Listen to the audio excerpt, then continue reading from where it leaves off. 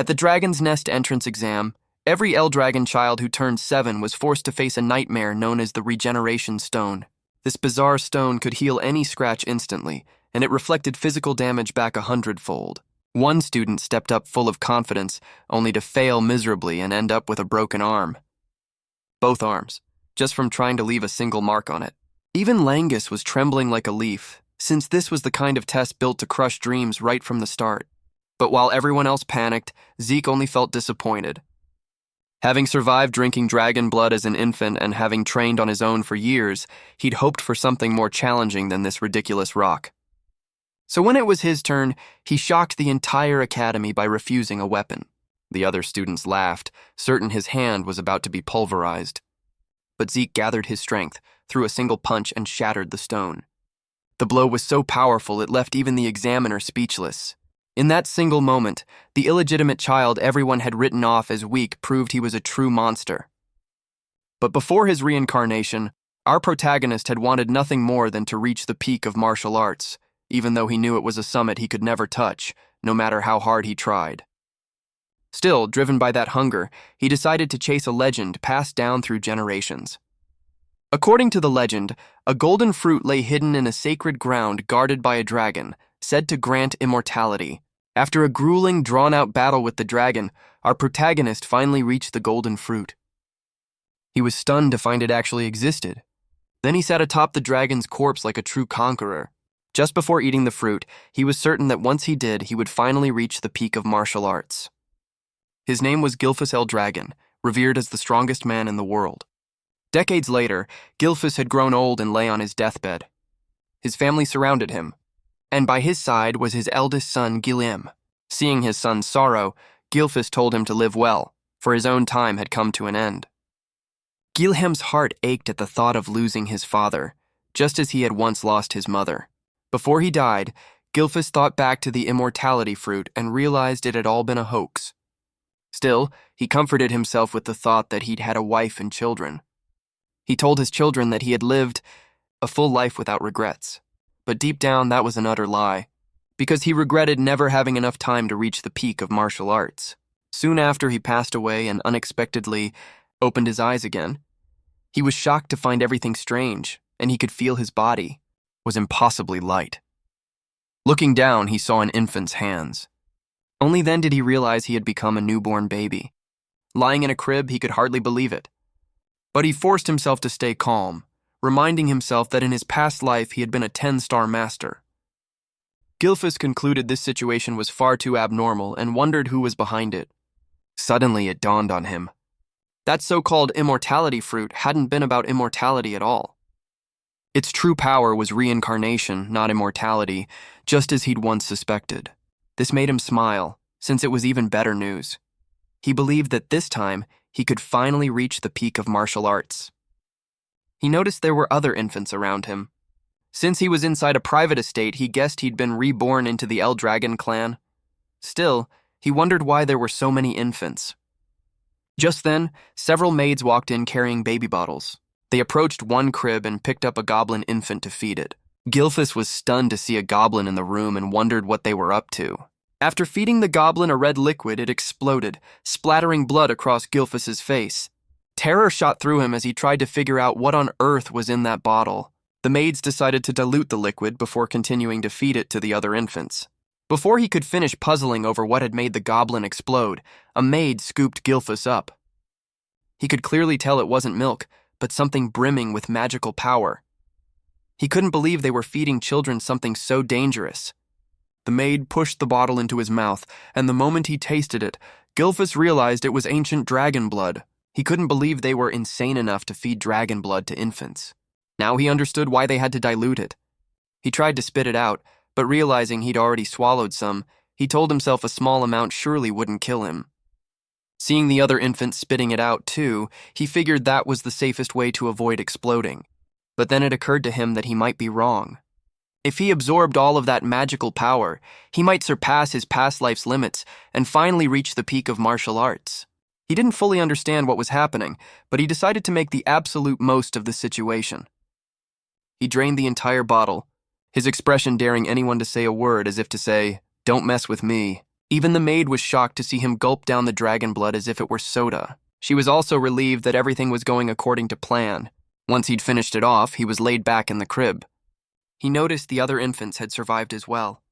Like any ordinary baby, he grew drowsy after his hearty meal. 7 years later, he was training his strength by balancing a boulder on his legs while doing one-armed push-ups. He cranked out 1,000 push-ups before flinging the boulder away. Looking over his muscular body, he had to admit he was quite pleased with it. He now went by the name Zeke Eldragon. Zeke figured all his current strength came from the quality of the dragon blood he'd absorbed. Dragon blood held immense power. Even the children who'd only drunk a little of it now had bodies that far surpassed ordinary people. Thanks to the core power of a divine dragon he'd absorbed in his past life, Zeke had been able to take in the ancient dragon's unique strength entirely. Zeke had undergone a transformation that surprised even himself. Yet he realized he was still only a 1-star warrior, which left him deflated, since he should have been at least 4 stars. Stars represented one's core power, compressed to its absolute limit. People pictured the body as a universe, with stars circling within it. The more stars one held, the stronger they became, but the difficulty rose just as sharply. In his past life, Zeke had reached 10 stars, the only person in the world ever to do so. 7 years had passed since Zeke was reborn as the son of the current Eldragon clan head, but he was an illegitimate son. His mother had passed, and his father had never once shown his face. Zeke couldn't believe he'd ended up with such a deadbeat of a father. As it turned out, he had been reborn 1,000 years later, into a world where the strong crushed the weak without mercy. There was also a strange ritual known as the Dragon's Trial. Only the children who survived drinking the blood were trained to become Eldragon warriors. Yet Zeke had never received any training at all. He tried asking the maid a few questions, but she only replied that she wasn't authorized to say. Irritated, Zeke pointed out that anyone who passed the trial was supposed to receive combat training, and yet all he had around him were maids, not a single instructor in sight. The maid, still as expressionless as a doll, simply asked if he needed anything, and he said no. In truth, Zeke could manage on his own, since for now he was more focused on conditioning his body than learning combat. Zeke asked about the other children in the main family, but got the same old answer. She wasn't authorized to say. He tried every angle he could think of to pry out information, but she refused every single time, automatically. Annoyed, Zeke wondered if that was the only line she knew. He asked if he'd been brought here just to be mistreated, but she denied it, saying they'd been ordered to see to all his personal needs. Zeke realized the maid was actually a 3-star warrior, more than capable of teaching him to fight. Seeing she wouldn't help, Zeke decided to head into the forest. He was sick of living with a maid for 3 years without forming any real connection. She simply fell silent as if she'd flipped a switch and started ignoring him. Zeke ventured into the forest and ate a pile of poisonous herbs. He felt terrible, but he didn't care, treating it as just another part of his training. Suddenly, he noticed a faint presence trailing him. He wondered why whoever it was wouldn't just show themselves instead of sneaking around. He let it go and focused on what was ahead of him. Suddenly, a ferocious wild boar appeared. He noticed a strange black aura clinging to his stalker, something that hadn't existed in his past life, which only made him more curious about what it could be. Regardless, Zeke made himself visible to the boar, and true to its wild nature, it charged straight at him. Zeke smiled, pleased that he'd caught its attention. He settled into a perfect stance to dodge with ease. The moment the boar left an opening, Zeke drove a punch into its belly. The devastating force crushed its innards and dropped it on the spot. Impressed that a single light touch from him, even as a 1-star warrior, had been enough to take it down, he concluded that the quality of 1 stars mattered more than their number. He hoisted the boar onto his shoulder and headed back, grumbling about how lonely this life was and daydreaming about setting off on an adventure. But he realized that if he left, the only route out was probably toward the sea. Meanwhile, the mysterious figure tailing Zeke was stunned to see him take down a wild boar with a single punch, especially since Zeke had never received any training and had somehow noticed him hiding. He concluded that Zeke was no ordinary child. With his mother gone and his father indifferent, there was no chance he'd received a proper upbringing. Yet as the clan head's son, he wasn't free either, always kept under watch. The strange man realized things were only getting more interesting. Zeke returned home to find visitors waiting. He could sense their strength and wondered what they wanted with him. He crept up to the door to eavesdrop and realized they carried no killing intent. He finally opened the door, found several men inside, and asked what they were here for. He spotted the Eldragon crest on their clothes, which only deepened his curiosity.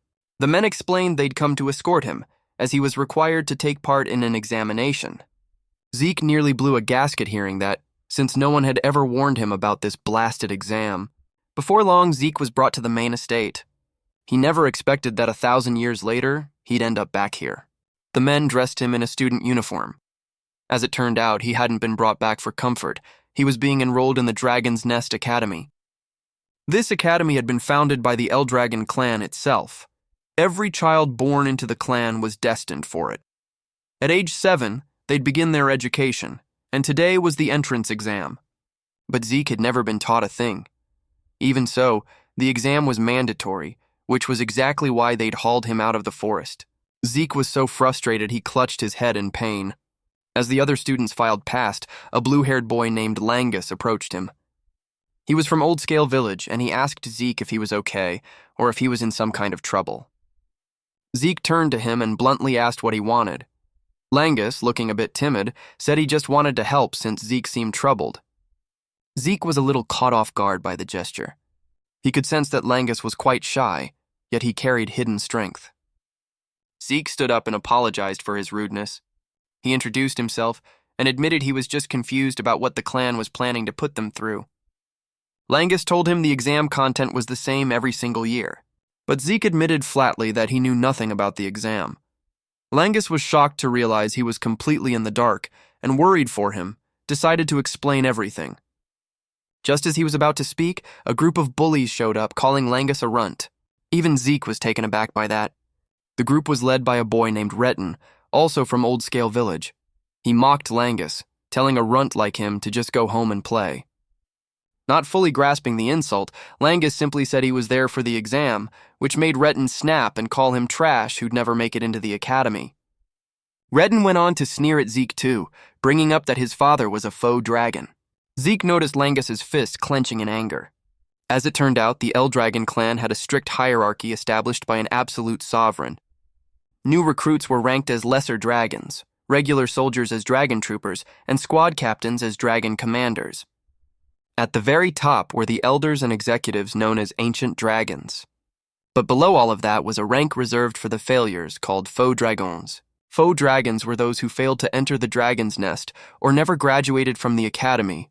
They were treated as fakes, but Langus was determined to prove he wasn't one of them. Zeke cut in and asked Retin what grounds he had for calling Langus trash when the boy hadn't even taken the exam yet. Caught off guard, Retin asked who Zeke thought he was and if he had a problem. Zeke said he was fine. He just wanted to know why Retin thought Langus couldn't make it into the academy. Retin replied that people like Langus were nothing but weaklings. Zeke heard that and said flatly that Langus was stronger than Retin and his pathetic little gang combined. Retin went berserk, demanding to know if Zeke was saying they were all weaker than Langus. Before things could boil over, an examiner appeared and announced the exam was about to begin. He asked all candidates to register and collect their exam numbers. Retin shot Zeke a look full of hatred, vowing to remember his face. Zeke was baffled that Retin had already flown off the handle, wondering why young people these days were so hot-tempered.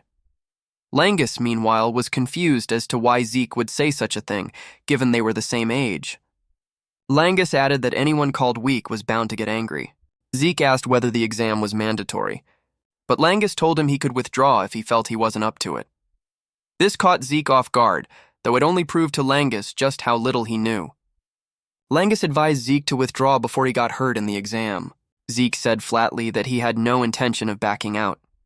Langus was stunned by his confidence, given he didn't even know what the test involved. Zeke suggested they head over before the exam started. A little while later, all the candidates gathered. The examiner stood before them and explained that leaving a single scratch on the stone was enough to pass. No weapons besides the ones provided were allowed, though bare hands were fine if you were strong enough. The examiner said each person got 3 attempts, but Zeke thought the test looked far too easy. Langus, on the other hand, looked utterly bewildered, and Zeke couldn't understand what was so surprising about it. After surviving the dragon blood ordeal, Zeke had expected something much harder, so this left him thoroughly disappointed. The examiner gave the order to begin. The first candidate stepped up and swung with all his strength at the stone, but his sword shattered with a deafening crack. The blast nearly deafened everyone. Despite putting everything into it, he couldn't leave so much as a scratch. He collapsed in pain, and the examiner asked if he wanted to use his remaining 2 attempts, but he was in too much pain to try again. They declared him withdrawn and led him away. Zeke noticed Langus acting strangely, unable to understand why, given how easy the exam looked. Zeke asked him about the stone. Langus explained it was the regeneration stone, capable of healing any scratch instantly and reflecting blunt force damage back 100-fold. Zeke concluded the stone was quite the troublemaker. Langus told him that leaving a scratch required precise control of one's ether. Hearing that, Zeke understood the test relied on ether control rather than raw combat skill. Zeke glanced over at the other candidates and guessed a fair number of them could clear it, Retin and his crew included. From where he stood, he could hear one failure after another, arms breaking as they tried to leave a mark. A while later, the examiner called out number 315, Zeke's number. Langus, worried, urged him to withdraw, but Zeke reassured him he was fine. As Zeke stepped up, the examiner felt a wave of pressure and intense energy radiating from him. Asked to choose a weapon, Zeke refused and said he'd fight bare-handed. The examiner asked again to be sure, and he confirmed his fists would do just fine. Hearing this, the other students burst out laughing, insisting he couldn't scratch the stone with his bare hands. Even Langus didn't believe it, certain Zeke's hand would be pulverized. Langus blamed himself for not stopping Zeke, but by then Zeke had already made up his mind, and the examiner allowed the attempt to begin. Zeke studied the stone and noticed it was made of a mineral he'd never seen before, likely something formed over 1,000 years. He realized there was still much about this era he didn't understand, but set the thought aside for now. Zeke gathered his strength, preparing to throw a punch. With his current level of power, he was confident he could accomplish what he intended. The technique he used was called the Dragon Slayer Fist. A brilliant golden aura surged around his body and arm as his fist struck the stone. The top of the stone shattered instantly on impact, unleashing a deafening blast and a cloud of dust. Everyone flinched and shut their eyes in shock. But the examiner kept his eyes open, staring as though he'd just witnessed something enormous. Zeke let out a sigh of relief, though he realized the technique had been a bit too much for his current age. Looking at his bleeding arm and torn uniform, instead of feeling proud, he concluded he still hadn't trained enough. The other students had no idea how he'd pulled it off. Retin, meanwhile, was seething that Zeke had managed to break the stone. Langus stood there, jaw hanging open, nearly collapsing to the ground. Zeke was the very last person he'd expected to pass. Even the examiner found what had just happened absurd, since only warriors of 4 stars or above could break the regeneration stone. Since Zeke was an illegitimate child, the examiner wondered if he'd somehow inherited some special power from the clan, and also noticed the technique looked oddly familiar. Zeke went up to ask about his results. The examiner announced he had passed and handed him a vial containing a blue liquid. Zeke asked what was inside. The vial, but the assistant examiner just glared at him irritably and told him to move along. Zeke figured it must be some kind of reward for passing the exam. He returned to his new friend, and Langus praised him for being ridiculously overpowered. Zeke asked about the vial, and Langus told him it was a recovery potion. Zeke looked a little blank. Langus explained it was a standard-grade recovery potion. Zeke examined it more closely and noticed it didn't look like poison. He began to suspect it might actually be a spirit elixir, an extremely rare kind of medicine. It was made from precious ingredients, herbs that only grew in hidden realms, combined with a pure core taken from a divine or mystical beast. Drinking it would heal wounds instantly and boost one's ether, but it was so difficult to craft that it rarely appeared on the market. Zeke drank the vial right away, and just as he expected, the gash on his arm healed completely. Zeke felt lightheaded, certain this really was a spirit elixir. Langus, however, said he had no idea what a spirit elixir even was, only that Eldragon medicine was better than anything sold outside. Langus found the whole thing perfectly ordinary, while Zeke was stunned that his wound had healed instantly, even though he didn't feel the burst of ether he'd expect from a true spirit elixir. Langus praised him, calling it seriously impressive, but Zeke didn't think much of it. He looked at the vial again and realized this was something that had taken humanity nearly 1,000 years to develop. Langus told him again how strong he was, and Zeke replied that since his goal was to become the strongest, none of this came as a surprise. Retin and his crew took their turns and all passed. Zeke wasn't surprised since he'd already predicted as much. Finally, candidate number 414 was called, none other than Langus. As Zeke walked down with him, he noticed Langus trembling. Zeke told him to calm down and assured him he'd be fine. Langus turned back and told Zeke not to set the bar too high. At the testing area, Langus picked up a sword. Zeke found this puzzling as Langus took a deep breath. Then he swung with everything he had at the stone. But he left no mark at all and stumbled to the ground. The examiner told him he still had 2 attempts left. Langus got up and tried again, but the result was the same. He fell to the ground crying, thinking he was about to fail just as the bullies had predicted. Just as expected, Redden and his gang burst out laughing. Like father, like son, once a faux dragon, always a faux dragon. They told him to just give up, while also reminding Zeke that he'd claimed Langus was stronger than them. The examiner announced Langus had one final attempt and asked if he wanted to take it. Langus began to stammer, sinking into despair. Just then, Zeke's voice rang out from the shadows. "What do you think you're doing?" Langus turned back, confused. Zeke told him he should be using a spear instead of a sword. Langus was still lost. Zeke pressed him firmly, saying he was using the wrong weapon entirely. No matter how many times he tried with that sword, he'd never scratch the stone. Redden and the others laughed again, pointing out that Langus had trained with a sword since childhood and had never once touched a spear. They were convinced that no matter what weapon he switched to, he'd still be useless. Zeke asked the examiner if switching weapons mid-exam was allowed, and was told there was no problem with that. A motivational voice in the crowd asked Langus if he intended to walk away like a loser. And Langus answered no. He stood back up and said he'd follow Zeke's advice and use a spear instead. It turned out Langus's father had also failed to enter the dragon's nest.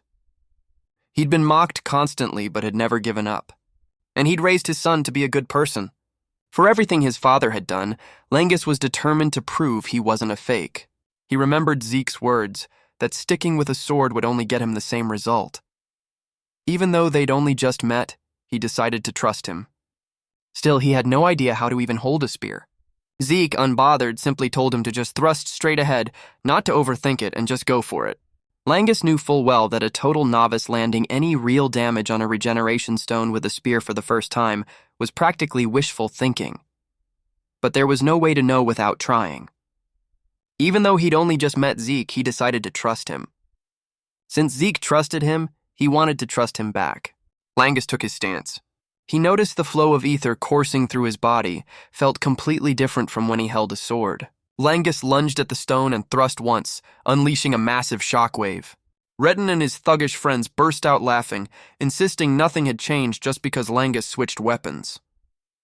But looking closer, they realized Langus had actually done it. The whole group was left utterly stunned. Even the examiner couldn't believe it. Langus had actually pierced the stone with a spear. Zeke proudly clapped for Langus. Langus couldn't believe his own eyes when he saw the examiner write down that he had passed. He had to ask again just to be sure. But Zeke hugged him from behind and confirmed he'd really done it. Tears of joy welling up, Langus hugged him back. Redden and his gang refused to accept that Langus had truly passed, insisting it was nothing but a fluke. The examiner suddenly raised his voice, announcing to the candidates that the exam had concluded, and next was the enrollment ceremony. Zeke was rather surprised at this. He hadn't expected scratching a stone to be the only test. Langus mentioned there might be more exams later, once they were actually in the academy. Zeke asked Langus what they were supposed to do now that they'd passed. Langus revealed that the clan heads of the Eldragon family would come out to congratulate them. Just then, a group radiating overwhelming presence appeared in the distance, approaching the students. Among them was a man who caught Zeke's attention. He asked Langus who that gloomy-looking guy was. Langus nearly fainted at Zeke daring to badmouth the clan head. Zeke didn't hold back, calling the clan head ugly to his face, but before he could say anything else, Langus clamped a hand over his mouth. Langus begged Zeke to be quiet and not say another word. And though annoyed, Zeke reluctantly held his tongue. Zeke stared at the group, recognizing them as Eldragon's forces. He was fairly impressed since quite a few of them looked solid, most having reached 6 stars. However, the clan head, Banza Eldragon, was a genuinely terrifying 8-star warrior. In Zeke's past life, only a handful of people had ever reached 8 stars, so he wondered just how many there were now. Zeke told Langus exactly how he felt, saying he didn't like Banza one bit, father or not. Just then, Banza stepped forward, his crushing presence bearing down as he prepared to address the students. He spoke only a few words, essentially telling them they must become the flesh and blood of Eldragon, but every syllable carried the weight of a mountain.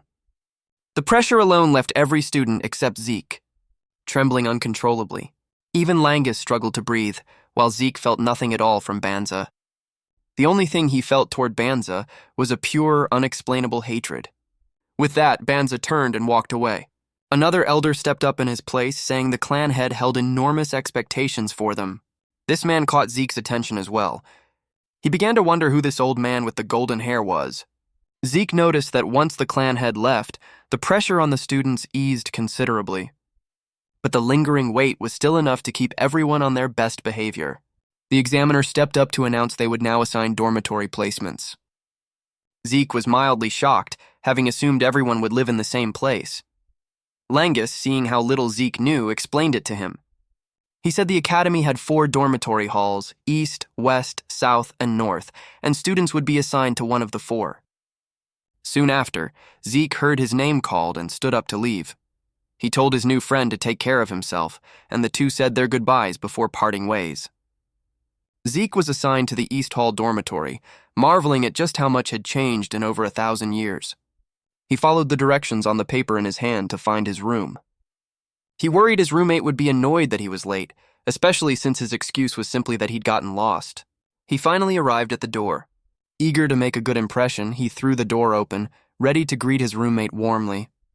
But his enthusiasm vanished the instant he saw who was inside.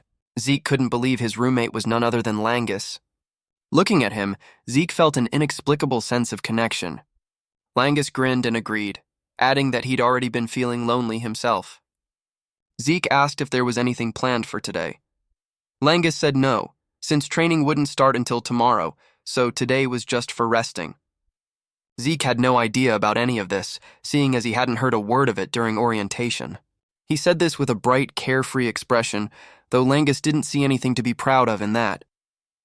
Langus decided to skip the lecture and suggested they turn in early, since training would begin the next day. Truthfully, Zeke had originally planned to skip school and go off on an adventure, but all these new things at the academy had piqued his curiosity. He decided to stick around the clan a while longer, treating it as a chance to learn about the world after 1,000 years. A month later, the children entered a grueling training phase under their instructor's guidance.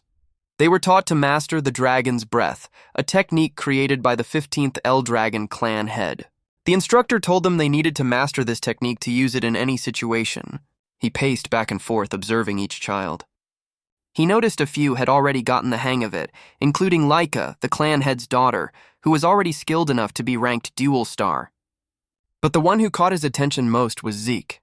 While everyone else struggled, Zeke was balancing a boulder on his head, holding a pair of stone-weighted dumbbells in each hand for good measure. The instructor began to suspect Zeke had inherited some of the clan head's power, yet he couldn't figure out how the boy had trained himself to this level with no one teaching him, no matter how much he thought about it.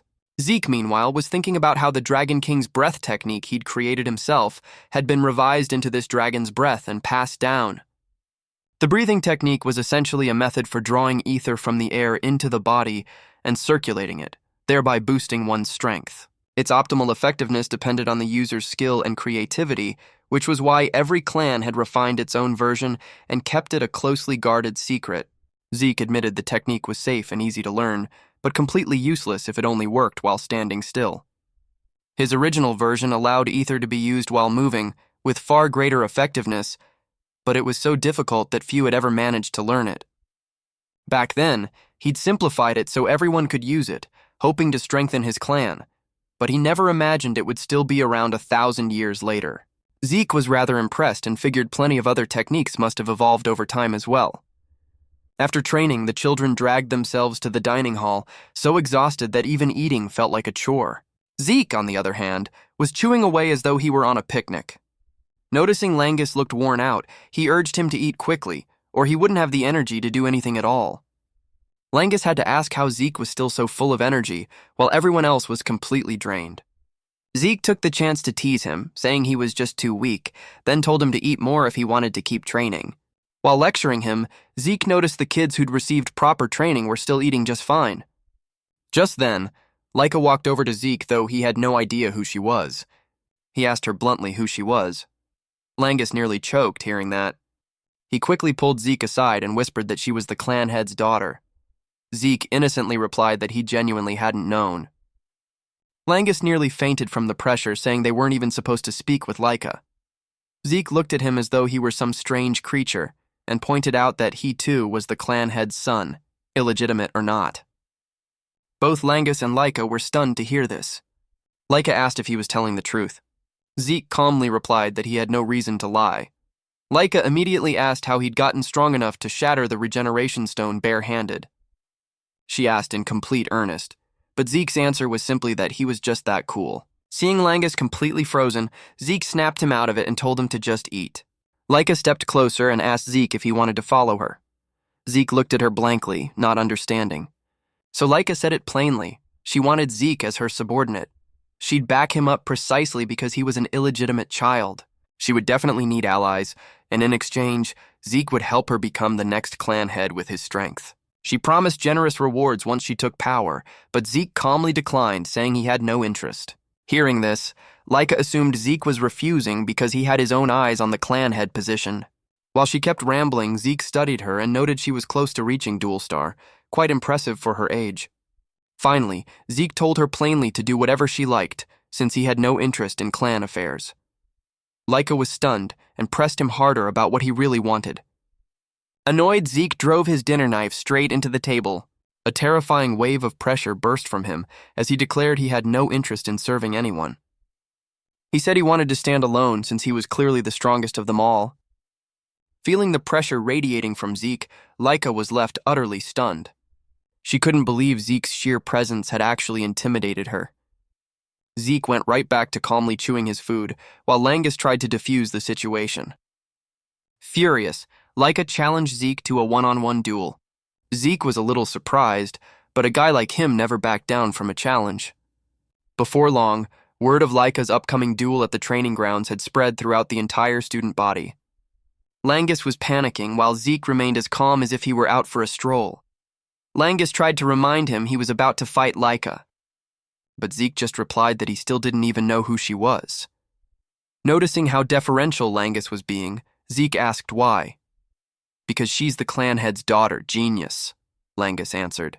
Zeke asked Langus what she actually wanted from him. Langus explained that Laika was Banza's daughter, and she also carried the bloodline of Topona, one of the 4 great clans backing Eldragon. She was a prodigy, having mastered every sword technique the Topona family had to offer. Zeke stood there, utterly unbothered, and said the only thing he knew was that she was Banza's daughter. He laughed, saying that not knowing any of this just made the whole thing more fun. Finding the whole situation far more entertaining now, Zeke ignored Langus's scolding about having no chance against Laika. Langus asked why he'd even accepted the duel. Zeke's answer was simple. When someone challenges you, you accept. Besides, looking at Laika, Zeke concluded she seemed even more eager to fight than he was. Laika snapped at him to stop running his mouth, planting her sword point down like a true warrior. She asked if he was ready to learn some manners. Once both were ready, Langus hurried off the arena, calling back for Zeke to be careful. With just the 2 of them left, Zeke asked why Laika was so determined to fight him to the death. Laika answered that she intended to become the next clan head, and to do that, she needed to defeat Zeke and force him into submission. Zeke looked at her blankly, wondering what any of this had to do with him. Surprised by how unfazed he was, Laika asked if he really didn't know the truth about his own family, given he was illegitimate. Zeke started to say he already knew, but she cut him off. Laika explained that, counting Zeke, there were 5 heirs vying for the clan head position, and he was the only one without blood ties to any of the 4 great Eldragon clans. The key was that whichever clan produced the next clan head would gain the upper hand, which was why everyone was fighting to become the Academy's strongest. To stand against her own siblings, Laika needed more allies. The whole explanation left Zeke a little dazed, but he still grasped the gist of it. Laika made it clear she was fighting to secure her own position, and without further hesitation, she charged straight at Zeke, determined to take him down. She swung her sword, but Zeke calmly stepped back and dodged. The blade missed him, yet the ground beneath it shattered. Laika refused to give up and immediately pressed the attack again. She swung wildly with terrifying force, leaving the onlookers wide-eyed with astonishment. They cheered for her incredible swordsmanship, even though it was only a practice blade. As if spurred on by the cheers, she attacked even faster, but Zeke simply hopped around the arena, dodging every single strike. The crowd was completely overwhelmed by Laika's power, and the clan head's daughter herself was certain she'd end the fight soon. No one realized that Laika was starting to grow frustrated, because Zeke kept dodging as though this were a game of hide-and-seek. He evaded her so effortlessly that she began to wonder why she couldn't land a single hit. Zeke praised her for being quite fast, with solid technique too, even remarking that she was doing better than most ordinary one-star warriors. Furious, Laika snapped at him to just focus on fighting instead of talking, since she hadn't asked for his commentary. Zeke decided it was time to let her taste his real strength. He easily dodged her attack, then landed a punch square in her chest. The shockwave tore through her body and she coughed up blood. Laika collapsed in pain, leaving the onlookers utterly shocked. Through the pain, Laika looked up and asked why she couldn't land a single hit on him, even though she was supposed to be stronger. Zeke admitted she was faster than most one-star warriors he'd ever encountered, but told her plainly that she was still, in the end, just a one-star warrior. Laika shot back that Zeke was only one-star too. Zeke explained that he could read her every move through her breathing, her muscle tension, even her eyes. On top of that, his experience far outstripped hers. The arrogance in his tone was enough to make Laika spring back to her feet. She lunged forward, sword in hand, as if she meant to take his head clean off. But even against the surprise attack, Zeke flipped gracefully out of the way. This left Laika wide open for Zeke's counterattack. He taught her a lesson with a punch that sent her flying into the distant wall. She crashed into it in a cloud of dust, like something out of an action movie. The crowd was left stunned, wondering if Laika had truly been defeated. Langus, thrilled, rushed onto the field to shower Zeke with praise, but Zeke calmly told him the fight wasn't over yet. He was actually impressed that Laika had withstood that punch at all. As the dust cleared, Laika staggered to her feet, her body battered, but her will unbroken. Langus was about to urge her to stop before things got even worse, but Zeke told him to back off. Things were about to get intense, and if he got hit, that was on him. What Zeke had suspected all along was now confirmed. Laika had reached dual star. As she stood, her ki burst outward, swirling around her like an industrial fan. The crowd instantly recognized she had entered the dual star realm. Dual star allowed a warrior to project their true power outside the body for combat, a manifestation known as aura. Review. She looked noticeably stronger now, and she even thanked Zeke for pushing her to break through. Enraged, she lunged forward, her sword trailing a streak of golden aura. Zeke admitted she really was faster and stronger now. He kept toying with her until he misjudged her strength and took a slash straight across the face. Seeing him stunned, Laika seized the moment to show off the power of Dual Star. She declared that Zeke was about to witness the true Thunder Spirit Greatsword technique. Zeke, meanwhile, was thrilled to finally see something he'd never encountered before. He was practically giddy, eager to see what else Laika had up her sleeve. Laika activated Thunder Flash Afterimage, striking Zeke before he could even move. He was stunned, wondering how she'd learned to control lightning. He admitted she was crazy in the best way, but Laika felt no guilt at all since he was grinning through it. Infuriated, Laika unleashed another strike down on him, making him realize his body couldn't handle much more of this overload. Even as he assessed his own condition, the crowd marveled, amazed that a mere one-star warrior could hold his own against Laika. He noted that Laika's movements hadn't changed much, but Dual Star gave her explosive power on another level. He had to admit she was fighting remarkably well. Not to mention, cloaking oneself in lightning like this would have been utterly impossible 1,000 years ago. Watching her movements, Zeke knew he could counter, but he wanted to see the rest of the show, so he let himself take another hit. Laika seethed that Zeke still had the nerve to smile in such a dire situation. She decided his confidence had gone too far and resolved to crush it completely. She charged in with a move that was even faster and more dangerous. This time, Zeke couldn't dodge in time. He watched the strike close in. It hit home, sending him crashing into the wall with a boom like a firework, leaving everyone frantic with worry for his condition. As the dust cleared, Zeke was still standing there, still grinning. This only made Laika angrier, and she struck him with another bolt of lightning, forcing him to his knees. Langus ran up, begging her to stop, but Laika refused, pointing out that Zeke was still standing. She figured stopping now would only wound his pride. Laika promised she'd go easy on him if he surrendered and swore loyalty to her, but Zeke stayed dead silent. Laika could clearly see that even without a proper bloodline, the pride of the Eldragon Dragon clan still burned in him. Seeing him putting on a show, she decided to go all out and finish the fight. She activated the Thunder Spirit Greatsword, Heaven's Thunderclap, then brought it crashing down. Unable to move, Zeke had no choice but to take the full force of it. Lightning struck his body over and over until he cried out in pain. When the attack finally ended, Zeke collapsed onto the shattered ground. Motionless, Laika planted her sword into the ground, confident the fight was over. But to her utter shock, she heard Zeke's voice from behind her. "I finally understand how all of this works." She spun around and one shock immediately gave way to another. Zeke's body was glowing, unmistakable proof he could now wield electricity too. It left her reeling, wondering how on earth he'd managed that. Zeke was surprised too, since he hadn't even known this power was called electricity. He deliberately let himself get hit in order to study Laika's power, and at some point, without even realizing it, he'd learned to use it himself.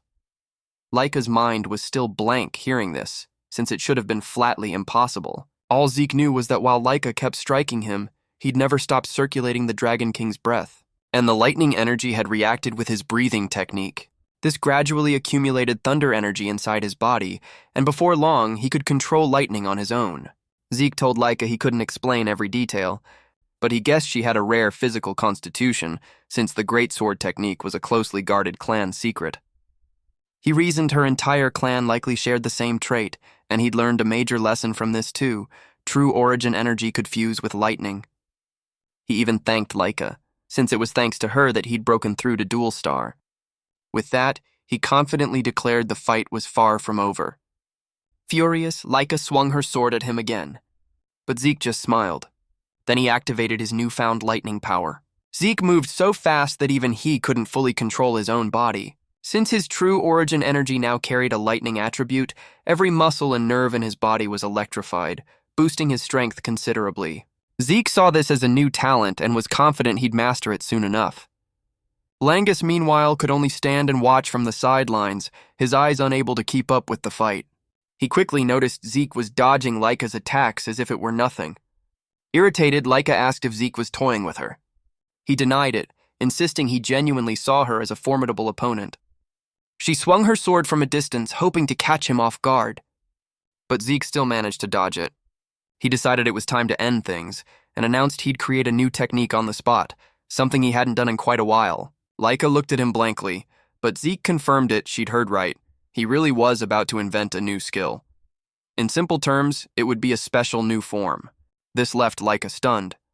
She wondered if Zeke had secretly learned some hidden technique, yet she couldn't place which clan it might belong to. Seeing her lost in thought, Zeke seized the opening and lunged forward at terrifying speed. He unleashed his brand new technique, the Dragonslayer art, Thunderstorm Peak. Under the relentless barrage of lightning, Laika dropped to her knees. Zeke smiled and declared it over. Laika was hurt so badly she couldn't even hold her stance and crumpled to the ground in agony. She crawled toward her sword, unable to believe she had actually lost. She had wanted to surpass her brothers and become the next clan head, and now she could only blame herself. Zeke walked over and told her she truly was strong, since she'd given him an incredibly intense fight. He said he loved learning new things, and he didn't consider this fight a waste of time at all. With a light laugh, he asked if they could fight again sometime. No, he was actually hoping for another round. But all Laika could do was stare back at him, her eyes full of shock and disbelief. A few hours later, Laika's father, Banza, appeared inside an underground dungeon. He was slaughtering monsters like he was clearing out trash. Just the very first form of the Dragon Warrior art was more than enough to wipe out an entire horde without even trying. As he continued hunting monsters, a messenger arrived with news about his daughter. The messenger reported that Laika had broken through to Dual Star. But Banza remained completely unmoved. The man tried to explain that this was an enormous achievement. At her age, she might even reach 5-star before graduating. Banza shut him down instantly. Talent meant nothing if it couldn't be put to use. He told the man to report back only once she'd actually proven she could wield that power. Just then, the man mentioned that Laika had just lost a match. Banza assumed she'd lost to an upperclassman. But the messenger told him the one who'd beaten her was actually his own illegitimate son. Banza's thoughts turned to Zeke and to his mother. He admitted Zeke's mother had genuine talent, but she had died long before he was even born, which made him wonder just where Zeke could have learned enough skill to defeat a dual-star warrior. The messenger told him something even more astonishing. Zeke had reached dual-star entirely on his own, with no instruction whatsoever, and he kept improving non-stop. Hearing this, Banza decided it was time to begin the first trial. The man was startled and pointed out it was far too soon, but Banza paid him no mind. He said death came for everyone, and those who couldn't survive it were trash, unworthy of a future. The officer had no choice but to obey. Banza stirred the pot even further by demanding Freya be summoned. The man asked again just to be sure, and Banza confirmed he wanted Freya to oversee the trial. Since Zeke was such an intriguing prospect, the officer took his orders and left. As for Banza, he finally let a flicker of eagerness show, curious to see just what Zeke was capable of. Afterward, Zeke and the other students gathered at the training grounds, following their instructor's guidance. But Zeke was in a league of his own, hauling a boulder 5 times his size while practicing the Dragon King's breath, all while the other kids drilled the basics. To him, this breathing technique was ridiculously easy, so simple he figured even toddlers could pick it up. Langus quickly noticed something was off about Zeke's training routine and asked if he simply wasn't interested in training with the rest of them. Zeke said he had no idea what he meant, so Langus brought up the clan's combat technique. Zeke calmly replied that he'd already mastered it, which left Langus completely floored. Langus argued that they'd only just been taught it. How could his ether flow possibly be out of sync already? Zeke set down the heavy boulder. He'd been balancing on his head and told Langus to turn around. Langus obeyed, and Zeke struck him from behind, channeling a perfectly calibrated flow of ether into him. Zeke explained that this feeling was exactly what the correct flow should feel like. Langus instantly recognized the difference and thanked him. Only now did Langus realize Zeke really had mastered the technique. Zeke, for his part, was a bit irritated at having been doubted. Langus quickly tried to explain himself, insisting it had just been a misunderstanding. He said he'd only ever been taught the basics, so he'd always had to figure the rest out on his own. But Zeke was already strong enough to take down Laika solo, so Langus figured the clan's technique must feel painfully simple and dull to him. But Zeke denied it. He said its stability was genuinely impressive. In fact, once upon a time, his own son had complained it was far too convoluted and difficult. Review. Complicated as it was, this remained an overwhelmingly powerful combat technique, one that integrated multiple fighting styles. What's more, after his fight with Laika, Zeke had unlocked yet another new form. As it turned out, the move he'd once used to slay the dragon was actually its final form, and Zeke was curious to see how it had been refined over the years. He decided to go back to conditioning his body, since there was nothing left for him to learn from the clan's technique. Suddenly, Langus made a rather bold request. He asked if Zeke would do him the honor of training him. He spoke of his burning desire to become truly powerful, no matter how brutal the road ahead might be. Surprisingly, Zeke agreed, seeing Langus as someone worth training. While Langus was still celebrating, a familiar voice rang out from behind them, asking Zeke to train her as well. The voice belonged to Laika. A little embarrassed, she nonetheless admitted Zeke was strong enough to have beaten her. She spoke of just how skilled he was, and admitted her pride had been utterly shattered in their fight. Zeke was mildly taken aback by the sudden request. Laika added that she wanted to grow strong enough to surpass both her brothers and Zeke himself. Setting her pride aside, she earnestly begged him to teach her how to become stronger. Zeke fell into thought for a moment, which sent Laika into a mild panic. She was surprised to realize Zeke seemed willing to train her, given that he, too, had a legitimate claim to the clan head position. Zeke reassured her he had no problem teaching her, he was just concerned she hadn't fully recovered from their last fight. Laika revealed she'd already taken a recovery potion and was completely fine now. Zeke was floored by just how game-changing this medicine was. Langus chimed in that Laika's recovery was still impressive, potion or not. Zeke nodded, remarking that in this era anything seemed possible. Laika admitted that without the potion, she'd have been bedridden for a month.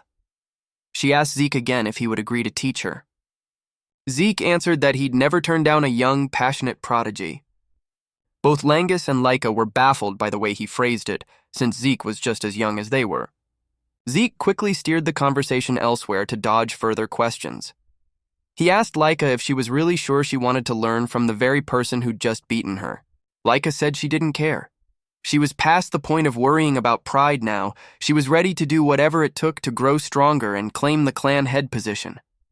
Zeke asked why she was so obsessed with that position, since she'd brought it up constantly even during their fight.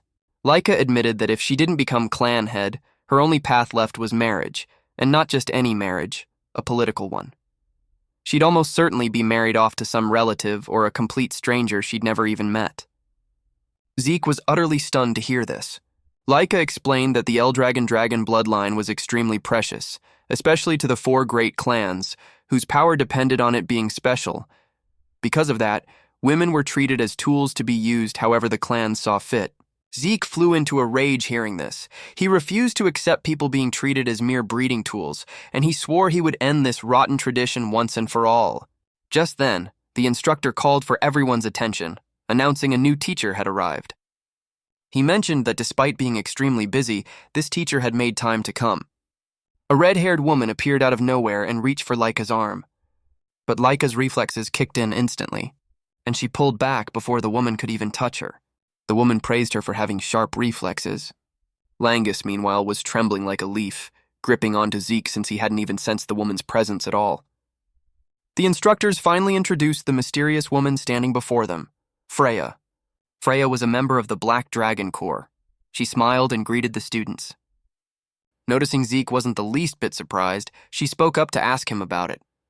Zeke bluntly shattered her ego, telling her there was nothing surprising about it at all. Then he smiled and admitted her skill was rather intriguing. Only then did Freya begin to understand why the clan head was so concerned about him. Zeke, for his part, was far more interested in Freya's actual technique than her irritating stealth trick. He noticed a strange flow of power concentrated in her legs, something he'd never seen before, which left him eager to spar with her right on the spot. Freya joined the other instructors and told the students to behave themselves properly. The head instructor revealed that Freya was a 6-star dragon slayer, warning everyone to pay close attention. The other students trembled under Freya's overwhelming presence, while Zeke remained completely unfazed. A student asked if Freya planned to teach them her skill. She said yes, but only after they passed her test first. The moment they heard the word test, the whole group panicked. Freya assured them it would be easy. She pulled out a crystal orb and told them to carry it and survive 1 month on Mount Venomdrake. Another wave of panic swept through the crowd. Only Zeke remained as calm as if he were out for a stroll. It had been a long time since he'd heard that name, Mount Venomdrake, a place crawling with venomous beasts. Even the plants there were dangerous.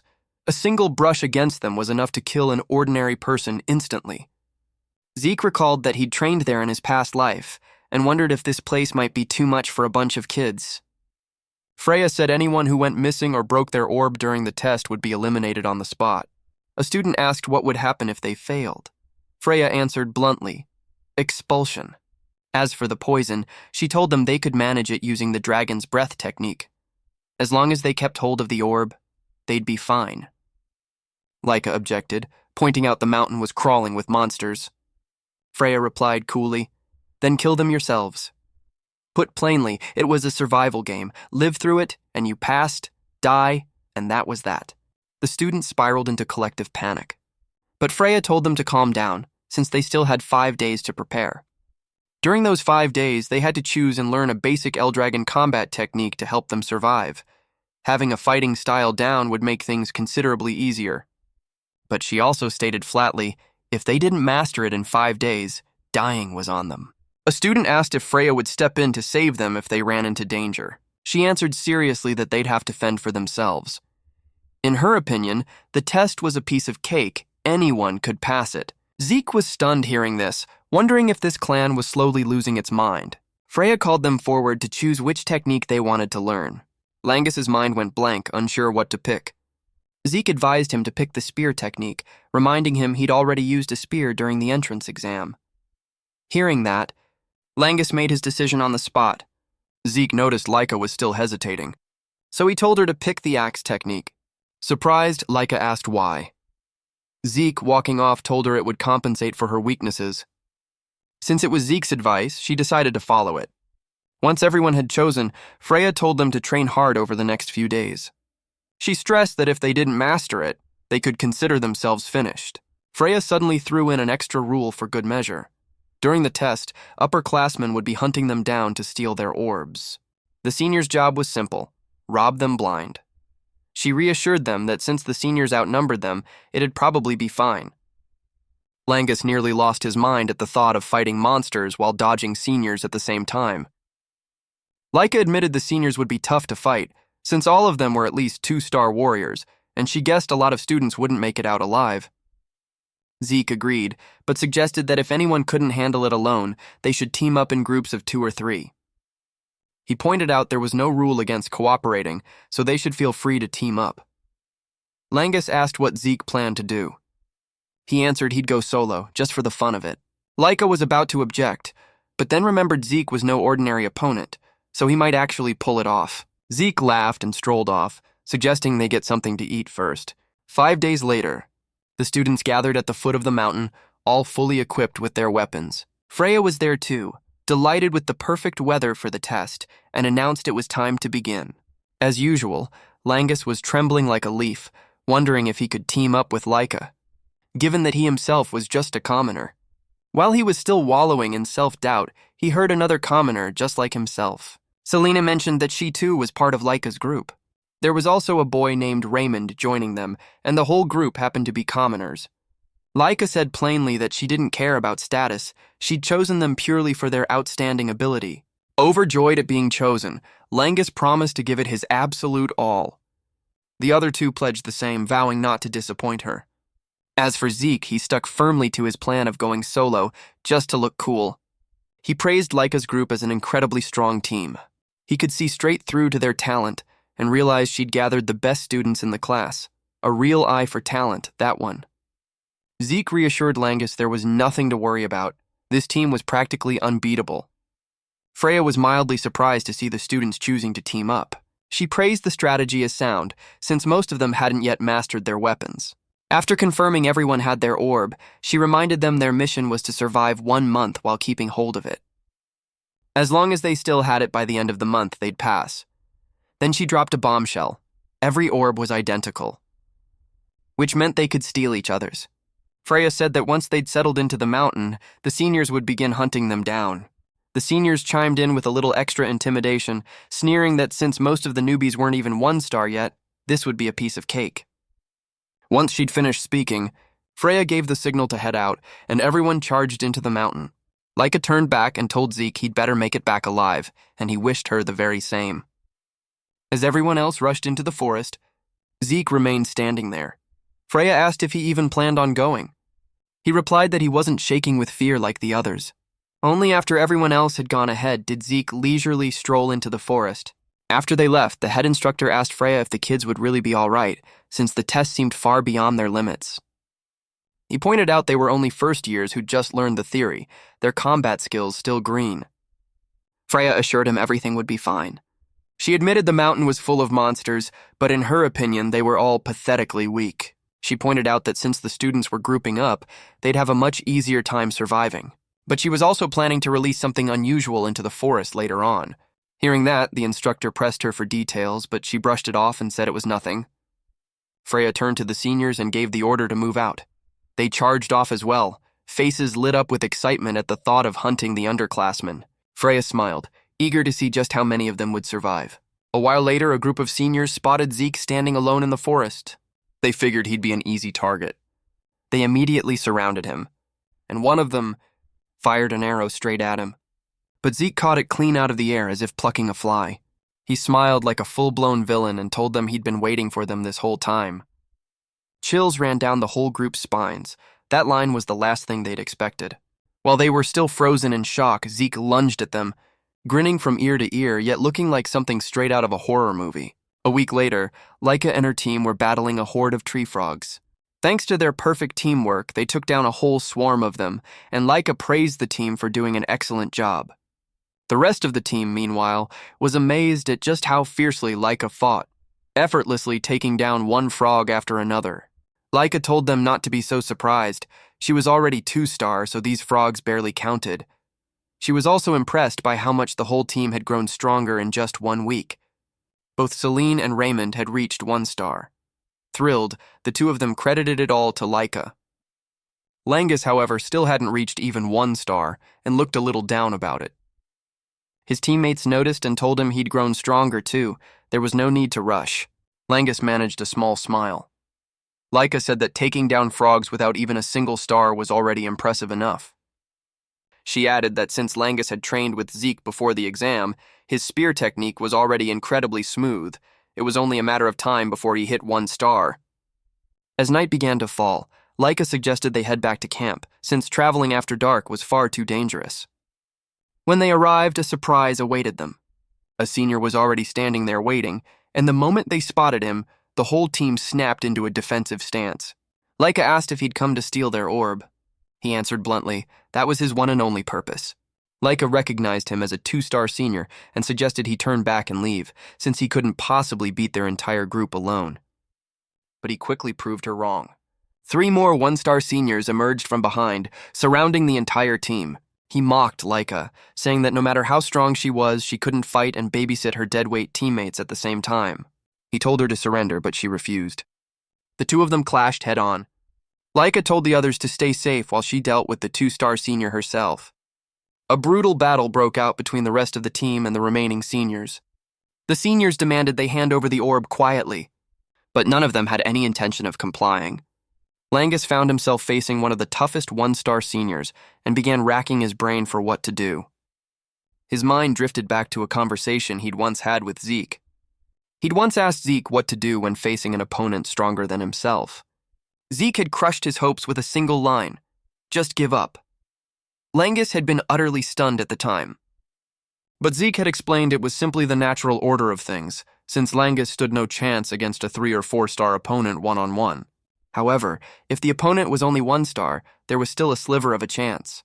Since the strongest monsters in this test topped out at 2 stars, and the seniors too were capped at 2 stars at most, Zeke had concluded that Langus still had a shot, and the strategy itself wasn't anything complicated. Just wait for the right opening. It sounded simple, but actually pulling it off was a nightmare, which left Langus completely lost. Zeke told him he could turn the tables against a 1-star opponent. Langus asked how he was supposed to find that opening. Zeke answered, just take the hits and wait. He had to grit his teeth and endure until the opponent exposed a weakness on their own. A chill ran down Langus's spine as Zeke reminded him that against a stronger opponent, you couldn't create your own opening. He'd have to endure, even on the brink of ruin. Otherwise, there'd be no chance at all. Zeke assured him that at his current level, Langus could withstand an evenly matched opponent. Langus remained only half convinced, but Zeke told him he needed to trust himself and not overthink it. There was no need to rack his brain hunting for weaknesses. Sooner or later, the opponent would reveal one on their own, and when that happened, a single thrust would be enough to end it. Now, facing an opponent stronger than himself, Zeke's words echoed in his mind. Langus admitted he was weaker, but he had to endure and wait. After several minutes of failed attacks, his opponent lost patience and leapt up, aiming to strike down from above. That exact moment created the opening Langus had been waiting for, and he thrust his spear straight into his opponent, knocking him out cold. The senior couldn't believe what had just happened. Langus had officially reached 1-star, joining the ranks of 1-star warriors. At the very same time, Laika was beating her opponent to a pulp even though he too was a 2-star warrior. She managed it thanks to the sword technique Zeke had suggested, completely overwhelming and taking him down for daring to lay a hand on her and her team. Once she'd finished him off, Laika ran back to her teammates and found that everyone had won their own fights as well. The whole team celebrated together. They also congratulated Langus on reaching 1-star, and he beamed with gratitude and joy. Laika was confident that now that everyone on the team had at least 1-star, they could handle even stronger opponents. After the fight, Laika found herself wondering how Zeke was faring out there. Little did they know, Zeke was bashing the seniors' heads like a festival drummer beating a drum. Anyone who managed to escape came away branding him a monster. As they fled from him, he wondered why no one had the guts to stand and actually fight him. But the seniors simply couldn't believe a first year was out here hunting them instead of the other way around. One of them stumbled and fell, giving Zeke the chance to catch up. With a voice heavy with pressure, he told the man to get up and fight. The pressure in Zeke's voice was overwhelming and thoroughly terrifying, enough to make the man pass out on the spot. Zeke taunted them for having talked such a big game earlier. He also noticed an instructor watching from a distance and called out for him to come see for himself, since his job was only to observe anyway. But the instructor stayed hidden with no intention of stepping in, so Zeke went right on playing with the seniors.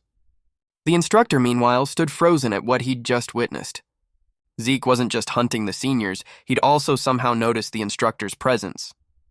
He immediately realized this needed to be reported to Freya. Before long, the instructors gathered to deliver their report. They told Freya that after 1 week, about 30% of the 7-year-old students had already been eliminated. Still, they believed the rest were adapting quickly, so the elimination rate shouldn't climb much higher. Freya seemed fairly pleased with that and asked about the seniors' progress.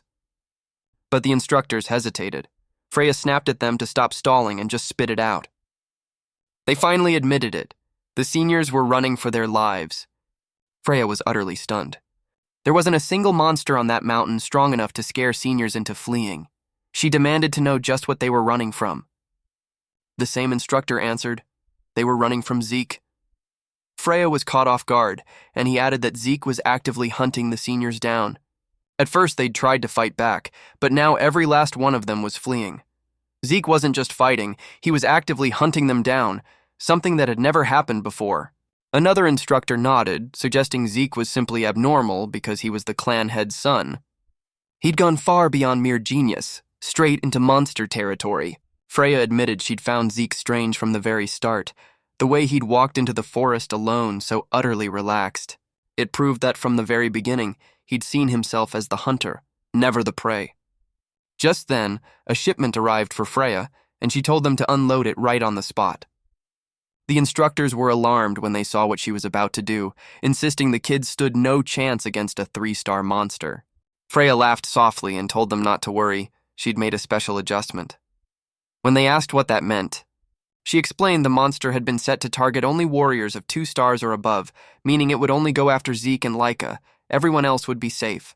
The instructors asked why she was doing this now, and she answered that it was an order straight from the clan head.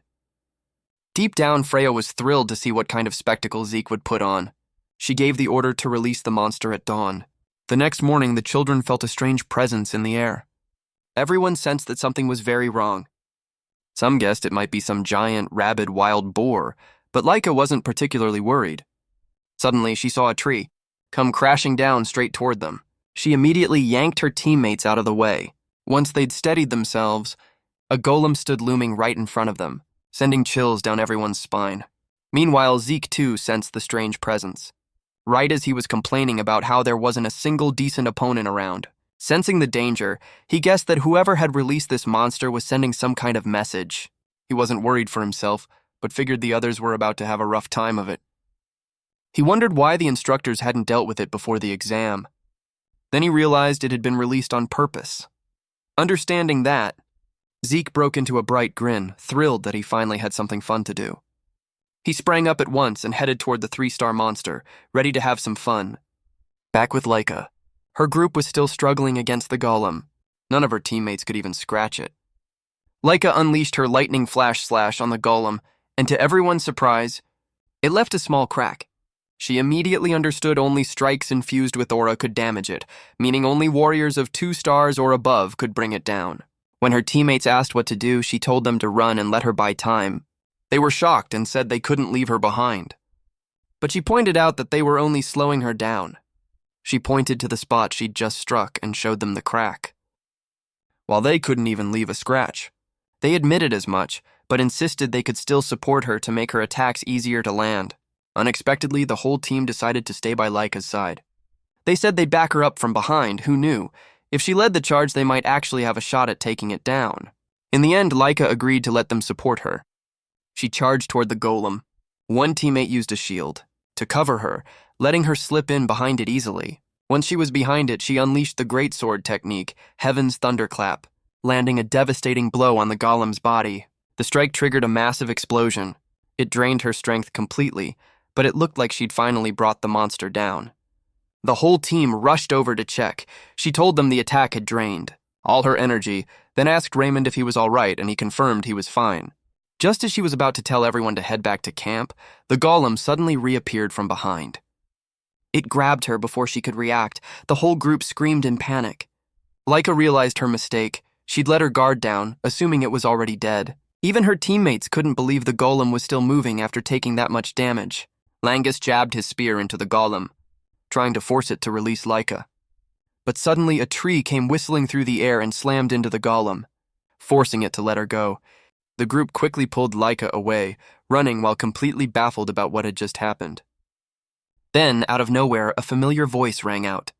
It was Zeke's. Beaming with excitement, he stepped out of the forest, utterly captivated by the golem, since this was the first time he'd ever seen this kind of monster. Not long before, Zeke had already spotted the streak of lightning from Laika's attack, and realized her group had been the first to run into the creature. He was a little disappointed, since if he were still at his peak from his past life, he'd have rushed over there in a flash. Even though Laika's group were all kids brimming with potential, Zeke wondered just how long they could hold out against a 3-star monster. Zeke decided to try out a technique he'd only recently learned. He ran to a nearby tree, ripped it clean out of the ground with overwhelming strength, and hurled it straight at the golem. As the tree whistled through the air toward its target, Zeke privately congratulated himself on having picked up this skill. It was called Dragon Nurture Technique, a basic combat manual given to the children before the entrance exam, like the Dragon Slayer Handbook. It wasn't a set of fixed moves, but a guide to body mechanics and the flow of one's true origin energy. Zeke noted, somewhat suspiciously, just how well this technique suited him. But before he could dwell on it, he remembered the kids were still in danger and had to act. Now that he'd made his appearance, he asked how much longer the kids could hold on. But they just screamed at him to deal with the golem already, while Zeke was more curious about the monster's name than how dangerous it actually was. He commented on how strange this golem was, since it had just thrown a punch at him, which he easily blocked with his fist. Instantly, Zeke understood that without an aura-infused strike, there was no way to bring it down. But he had no interest in winning the ordinary way, since that sounded far too boring. Laika laughed, remarking that Zeke was as reckless as ever. Even Langus couldn't believe he'd just called a monster like that boring. The golem lashed out with another blow, and Zeke immediately realized that despite its bulky frame, it moved surprisingly fast. He calmly blocked it by simply catching the golem's arm, then told the kids to fall back, warning them things were about to get a little dangerous. They obeyed at once and scattered to a safe distance, giving Zeke room to take on the golem solo.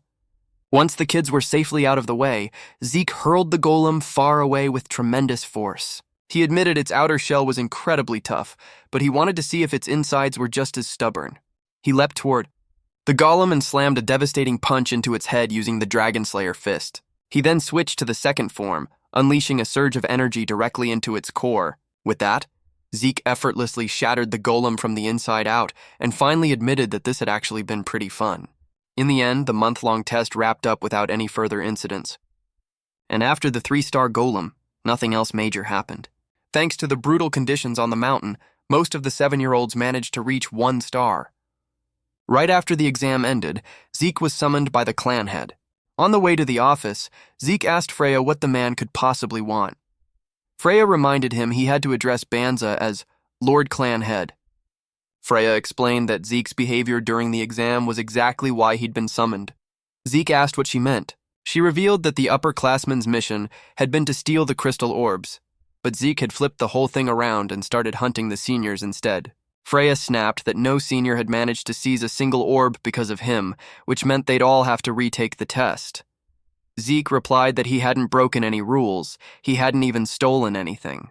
Freya shouted that no normal person would think a first year would go on the offensive against upperclassmen. But at this point, she was too exhausted to deal with his antics anymore. She was just worried about his attitude in front of Banza. A moment later, they arrived before the red door leading into Banza's office. Freya warned him to behave properly in front of Banza. Zeke simply asked why he needed to. Freya couldn't believe she had to spell out something so obvious, snapping that he could get himself killed, kid or not. At the door, Freya knocked, announced herself, and explained why they were there. From inside, Banza's voice rang out, stern, telling them to enter. She stepped inside with Zeke right behind her. Without any preamble, Banza asked Zeke why he'd attacked upperclassmen, but instead of answering, Zeke turned the question back on him.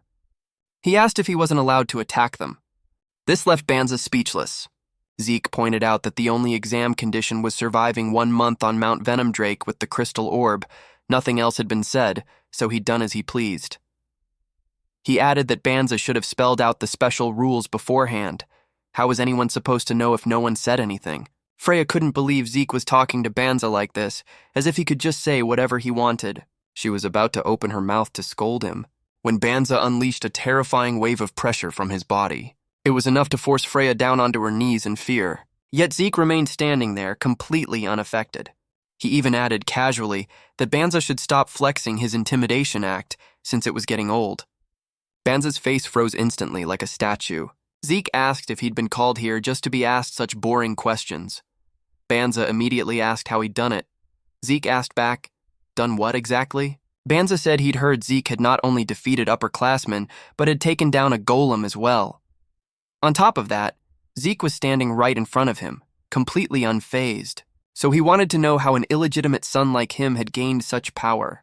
Zeke answered coolly that there was nothing special behind his strength, other than the simple fact that he was just himself. Banza couldn't believe the scene unfolding before him. He said Zeke's behavior matched the reports exactly, but he would still reward him for defeating the golem. Banza gave him a choice, an item from the clan's treasure vault, or the right to access the second floor of the Dragon Hall. Even Freya was surprised, since the clan treasure vault held countless rare artifacts accumulated by generations of clan heads over more than 1,000 years, dating back to the very first Gilfus. The Dragon Hall, meanwhile, housed books, including several now classified as forbidden. The treasure vault held relics from past clan heads, legendary weapons, elixirs, artifacts, and rare items spanning countless eras. It was one of the clan's most prized treasures, guarded under the strictest security, accessible to only a select few. Gaining entry to the second floor of the Dragon Hall required truly outstanding merit.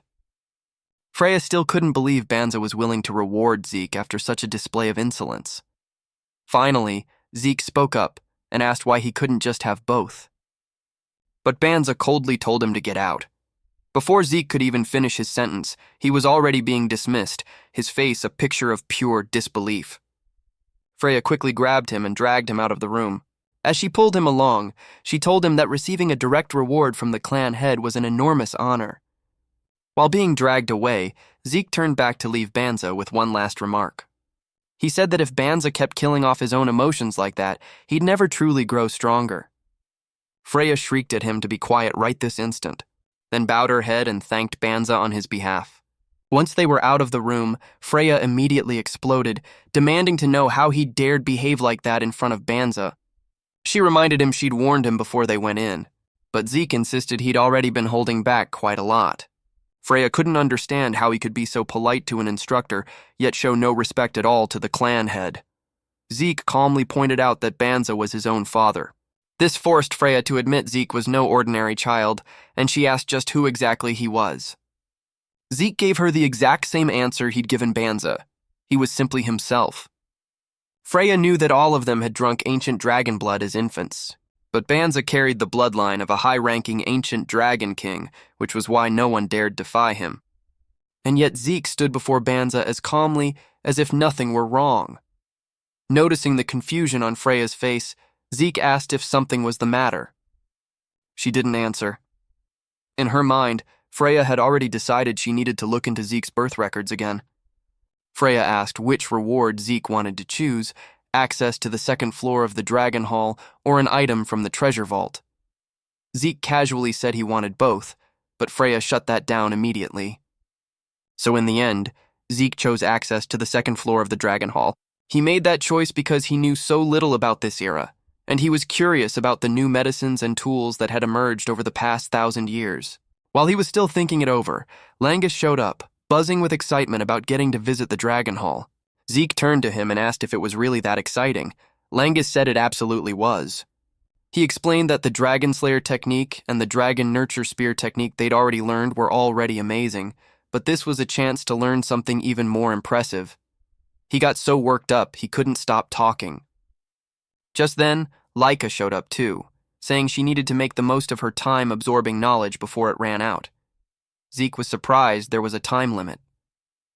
Laika explained it was the rule for anyone entering the first floor. On top of that, each person could only borrow one book, but they could read as much as they wanted during the allotted time, so every minute counted. Laika mentioned she'd heard Zeke had earned the right to enter the Dragon Hall. She was surprised, having assumed he'd pick something from the treasure vault instead. Zeke admitted he'd considered it, but decided knowledge mattered more to him right now. Laika nodded, saying books on the second floor were even rarer than those on the first, especially martial arts manuals. Still, she remained confident that nothing in there could surpass her own Thunder Spirit Greatsword technique. They soon arrived at the Dragon Hall. The instructor announced they'd have only 5 hours inside and stressed the need to stay silent. He advised them to pick out a book to borrow first, then use the remaining time to read freely. Langa said he'd start by picking a suitable martial arts manual within the 3 hours he'd set for himself. The moment they stepped into the Great Hall, they realized finding the right book might actually be more exhausting than the exam itself. The kids were dazzled by the interior. Zeke admitted this library was even more impressive than he'd imagined. Smiling, he decided to see if this place held any knowledge capable of leaving even him wide-eyed. He settled in to leisurely enjoy himself and soak up as much knowledge as he could. Before long, Zeke began to spiral into panic. After cramming an overwhelming amount of information into his head, he couldn't believe just how much knowledge had accumulated over 1,000 years. His brain overloaded, he flopped down onto the floor to digest everything he'd just read.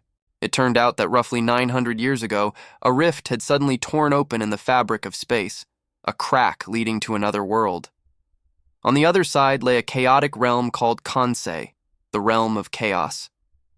In that world, monsters known as chaos beasts ran rampant everywhere, and to fight back against them, the people of that world carried a unique kind of primordial energy within them. The Eldragon clan had fought alongside them, shoulder to shoulder. Out of the bonds forged on the battlefield, 4 powerful warriors from that other world married into the Eldragon clan: Topona, Fafnild, Leviath, and Bahamut. They became the ancestors of the 4 great Eldragon clans that still exist today. Zeke realized that the enraged boar back then had been cloaked in a strange black aura, much like Laika's thunder aura. He finally understood why neither of them had registered in his past life memory. They were both things from another world entirely. But what intrigued him even more was something called magic, which he'd come across in one of the books. Since it was a technique entirely new from another world, he wondered why there wasn't a single book teaching how to use it. In his opinion, something like this should have been shelved right next to the history books. While his mind was still being pulverized by information overload, he suddenly heard a voice telling him to keep quiet in the library. Startled, since he couldn't see anyone yet clearly heard a voice, he began to suspect this might be magic. But aside from primordial energy, he couldn't sense anything unusual at all, which only frustrated him further. Just then, he saw a book move on its own, and the voice repeated its warning to stay quiet.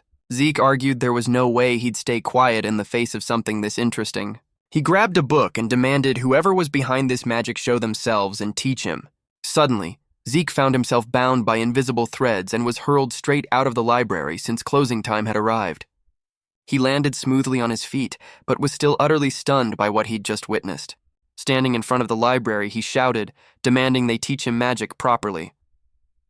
Langus ran over to ask what had happened. Laika, too, asked what he'd done to get thrown out. Zeke admitted he'd gotten a little carried away, then asked if they'd found anything interesting. Langus eagerly showed off that he'd borrowed the Cloudwater Spear manual and had even picked up a bit of footwork technique along the way. Celine said she'd also learned some footwork and borrowed the Windflower Sword manual. Raymond mentioned he'd practiced the Eldragon Guardian sword style inside the library, and the book he'd borrowed was the Eldragon Guardian Shield manual as well. Zeke couldn't believe every single one of them had picked techniques he himself had created just for fun in his past life. He turned to ask Laika what she'd chosen. She said she'd picked the Greatsword Technique's 3rd volume, along with the upgraded version refined by the 15th clan head.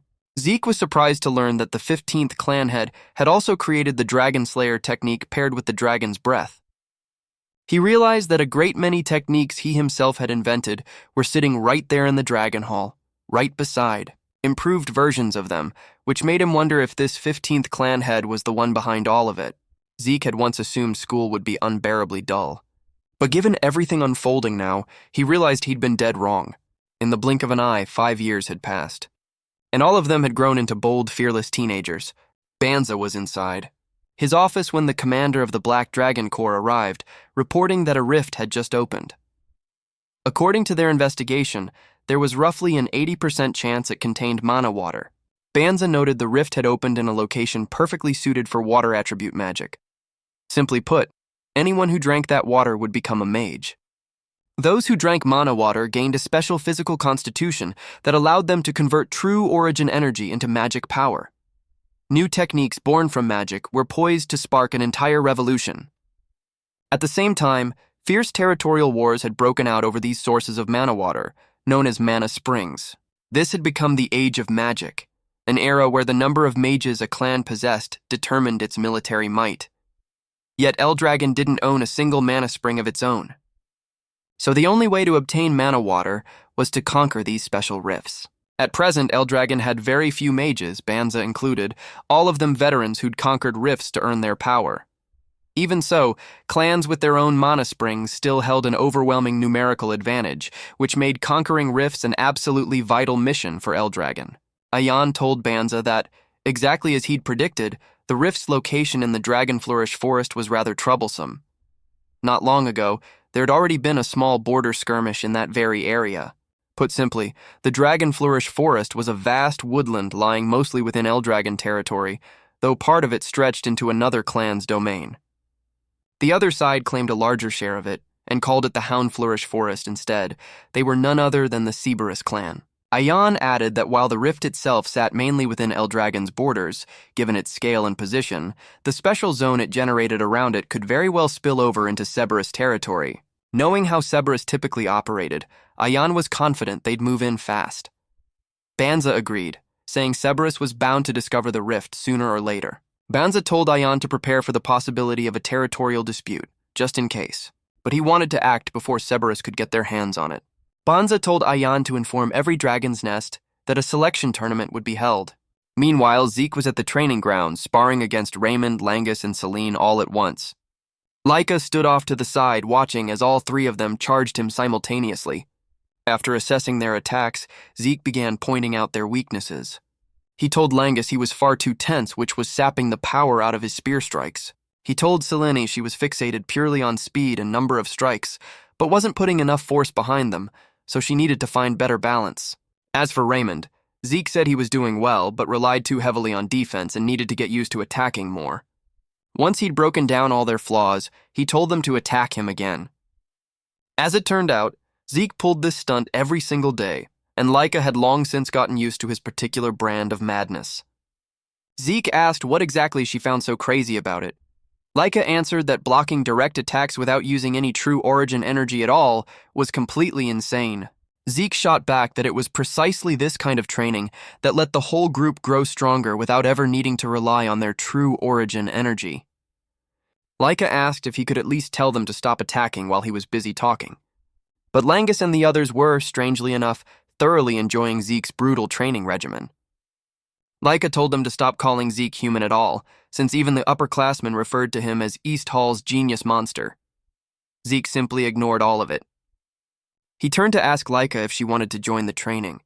She said she'd love to, but first there was something she needed to tell him. She informed him that they would soon be facing students from the other dragon's nests. Langus was floored by the news, while Raymond wasn't the least bit surprised, having already seen it coming. Zeke asked if this was tied to the next exam. Laika said she didn't know the details. He asked how she'd even found out. Laika explained that simply observing the instructors was enough to piece it together. Zeke realized he'd never paid attention to things like this, and Laika scolded him for lacking the awareness expected of a future clan head candidate. She also warned him to be careful, since West Hall had its own candidate being groomed for the clan head position too. Zeke wasn't the least bit worried. If anything, he was curious to see what this rival had to offer. A few days later, everyone gathered together regardless of rank. Laika was confident this had to do with what they'd just discussed. Freya arrived alongside several other instructors and called for silence. She announced that starting now over the next 3 days, they would be fighting students from the other dragon's nests. The whole crowd was stunned, since this sort of thing usually only happened during the graduation exam, yet here it was, happening far ahead of schedule. Freya said there were several reasons behind it, though she couldn't explain them all. All they needed to know was that whoever survived the tournament would be assigned a special mission. The moment he heard that, Zeke's eyes lit up with excitement. Each of the 4 halls, east, west, south, and north, would send 7 fighters under a win-and-stay format. Freya told them to choose their own representatives for the tournament. The senior students gathered afterward, led by Rick, who declared the representatives would be chosen from among the upperclassmen, and no one was to object. But Laika spoke up against this, arguing that representatives should be chosen based on merit, not simply seniority. Rick sneered at her, saying this was a discussion about strength, and here she was, still spouting half-baked nonsense. Laika's aura flared to life. Rick and his friends were shocked to realize Laika had already reached 3 stars. They'd assumed she was still only 2. She said she was more than ready to settle this with strength if Rick wanted. She asked if anyone in Rick's group was actually stronger than her. If not, they should be selecting from the underclassmen too. Rick replied that she alone might be strong, but the rest of the underclassmen were nothing but nobodies. Zeke cut in, telling Rick he was being far too loud. Rick snapped and demanded to know what he'd just said. Zeke repeated himself and asked Rick if he really believed upperclassmen could handle a fight against underclassmen. In the end, Zeke suggested they just fight it out until only 7 people remained. Laika said that approach was far too violent and proposed holding qualifying rounds instead, open to anyone who volunteered. She told everyone who wanted to join to raise their hand. Rick agreed, though he still thought it was a waste of time. Laika turned to ask Zeke if he'd join the qualifiers. He answered, of course. He even dragged Langus, Raymond, and Selene into it along with him. All 3 were floored, realizing they were about to fight against senior-year upperclassmen. Zeke told them there was nothing to fear. Since they'd been training with him this whole time, now was simply the time to show the results. Hearing his tone, all 3 understood there was no way out of this. Once the group was set, Laika asked if anyone else wanted to join. Most of the underclassmen hesitated, assuming they had no chance against the upperclassmen. But Zeke argued that fighting seniors would give them incredibly valuable experience. Still, no one seemed convinced, so Zeke simply told Laika this was a great opportunity to see just how tough the senior students really were. The seniors, for their part, figured Laika was the only one worth taking seriously, since the rest were only 2-star at most. Zeke turned back and noticed his teammate's face was tight as a bowstring. He asked what was wrong, and Langus reminded him they were about to face 3-star opponents. Zeke told him that all those years of training together hadn't been for show. He said they'd all done incredibly well, so the best thing they could do now was believe in themselves a little more. Scared as they were, they had to admit it made sense and nodded along. Rick shouted for them to come over so he could teach them a lesson. But only moments later, Rick's group lay sprawled on the ground, thoroughly beaten by Langus and his teammates.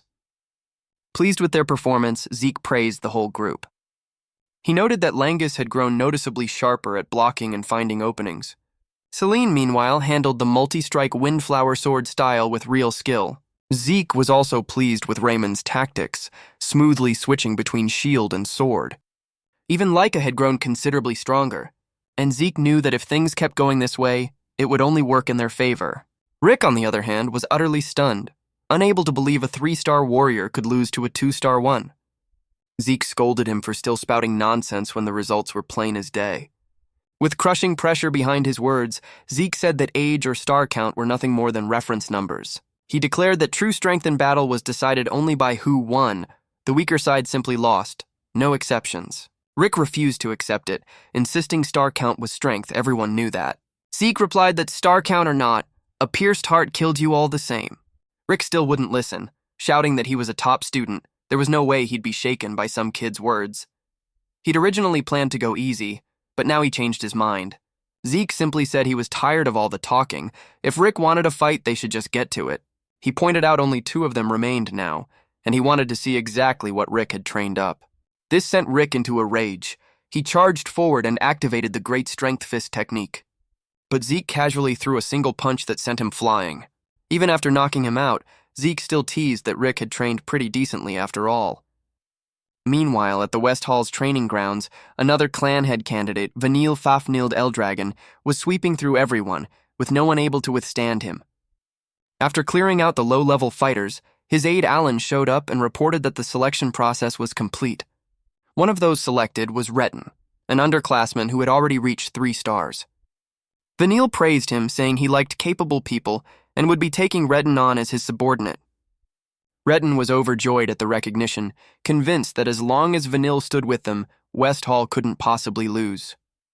He'd already come to see Vanille as the future clan head, certain the man would be the one to earn the greatest merit in the coming mission. He was thrilled to become the subordinate of a future clan head. Alan said there was one more thing to report. Vanilla asked what it was. Alan leaned in and whispered that Laika was also on the East Hall roster. Hearing this, Vanilla clutched his head in irritation, feeling like Laika was always standing in his way. Still, he was confident that no matter how talented Laika was, victory would belong to them regardless. He planned to win, complete the mission, and prove it to everyone. The future clan head's throne belonged to him. Not long after, the students gathered at the arena. Langus remarked on the size of the crowd. Laika explained the crowd was so large because students from every hall had gathered together. Still, many had already been eliminated during the exam, so the numbers had dropped considerably. Those who'd failed weren't present at all. They were branded failed dragons, just like Langus's own father. Even so, Laika encouraged him, pointing out they'd been chosen as East Hall's representatives, which was already something to be proud of. Just then, they noticed something odd about Zeke and asked what was wrong. He answered coolly that he was just gauging the combat strength of every student in the arena. Langus was stunned at first, but quickly reminded himself, well, of course Zeke would be doing something like that. Just then, 2 upperclassmen chosen to represent East Hall. Rick and another girl came rushing over. It turned out that after the qualifying round, they'd realized something was seriously off about him. Rick told Zeke that even though he himself came from failed dragon stock, he genuinely respected the strong. Zeke casually took them under his wing, as effortlessly as picking up a stray vegetable. Looking more closely, Zeke noticed that aside from East Hall, every other representative was 3-star, with not a single 4-star among them. Still, he noted quite a few students had clearly improved, and found himself looking forward to seeing what new tricks they'd bring out this time. Just then, a blonde girl who looked remarkably like Laika rushed over, threw her arms around her, and called out, "Sis!" Zeke, meanwhile, was left mildly bewildered as Sandy kept fussing over Laika, patting her down and asking if anyone had been bullying her. Laika reassured her she was fine. Laika's team had no choice but to ask who this newcomer even was. Laika revealed she was her cousin, Sandy Topona, daughter of the Topona clan's head. Langus and the others nearly fainted on the spot, since Topona was one of the 4 great clans. Sandy asked sharply who Langus and the others were, and Laika answered they were her teammates. Review. Sandy admitted everyone needed friends, sure, but then sneered that Laika was surrounding herself with a bunch of talentless trash. Zeke cut in, saying sooner or later they'd all find out who the real trash was, since everyone would have to fight eventually anyway. Surprised that he'd spoken up, Sandy asked Laika who he was and was told he was a candidate, just like her. The moment she heard that, she guessed at once that Zeke was the illegitimate son everyone had been gossiping about. She acted surprised that a bastard child was even alive and well. Laika immediately scolded her for being so rude. Caught off guard by the reprimand, Sandy reminded her that Zeke was, after all, her rival. Sandy kept running her mouth, pointing out that Langus and the others hadn't even reached 3 stars yet, proof enough that East Hall's quality was subpar. Zeke merely warned, gently, that looking down on others long enough tends to come back and bite you. Furious, Sandy reminded him he was nothing but an illegitimate child, with no backing beyond his ties to the clan head's bloodline. She couldn't believe he dared talk back to her, while Zeke insisted it had simply been a piece of sincere advice. Just as Sandy was about to explode, North Hall's representative, Aegis Van Bled, stepped in and asked her to stop causing trouble for the other teams. Sandy was annoyed that Aegis had interrupted right as she was about to blow her top. Aegis said he had no choice but to step in, since the tournament was about to start. Right after that, a terrifying wave of pressure swept into the arena. It belonged to none other than the captain of the Golden Dragon Knights, Instructor Mantric, also known as the Terror Instructor. Mantric announced the tournament would be single elimination between the 4 halls, split into 2 matchups, with the winners advancing to the finals. He added that every match would be one-on-one, with fighters taking the field in an order predetermined by each hall. Out of the 7 fighters per hall, whichever side took down 4 opponents first would win, and once the order was set, it couldn't be changed. He stressed that the fighting order itself was part of the strategy, and finally revealed that whoever was selected would receive a special mission. Hearing that, Zeke grinned as if he'd just won the lottery.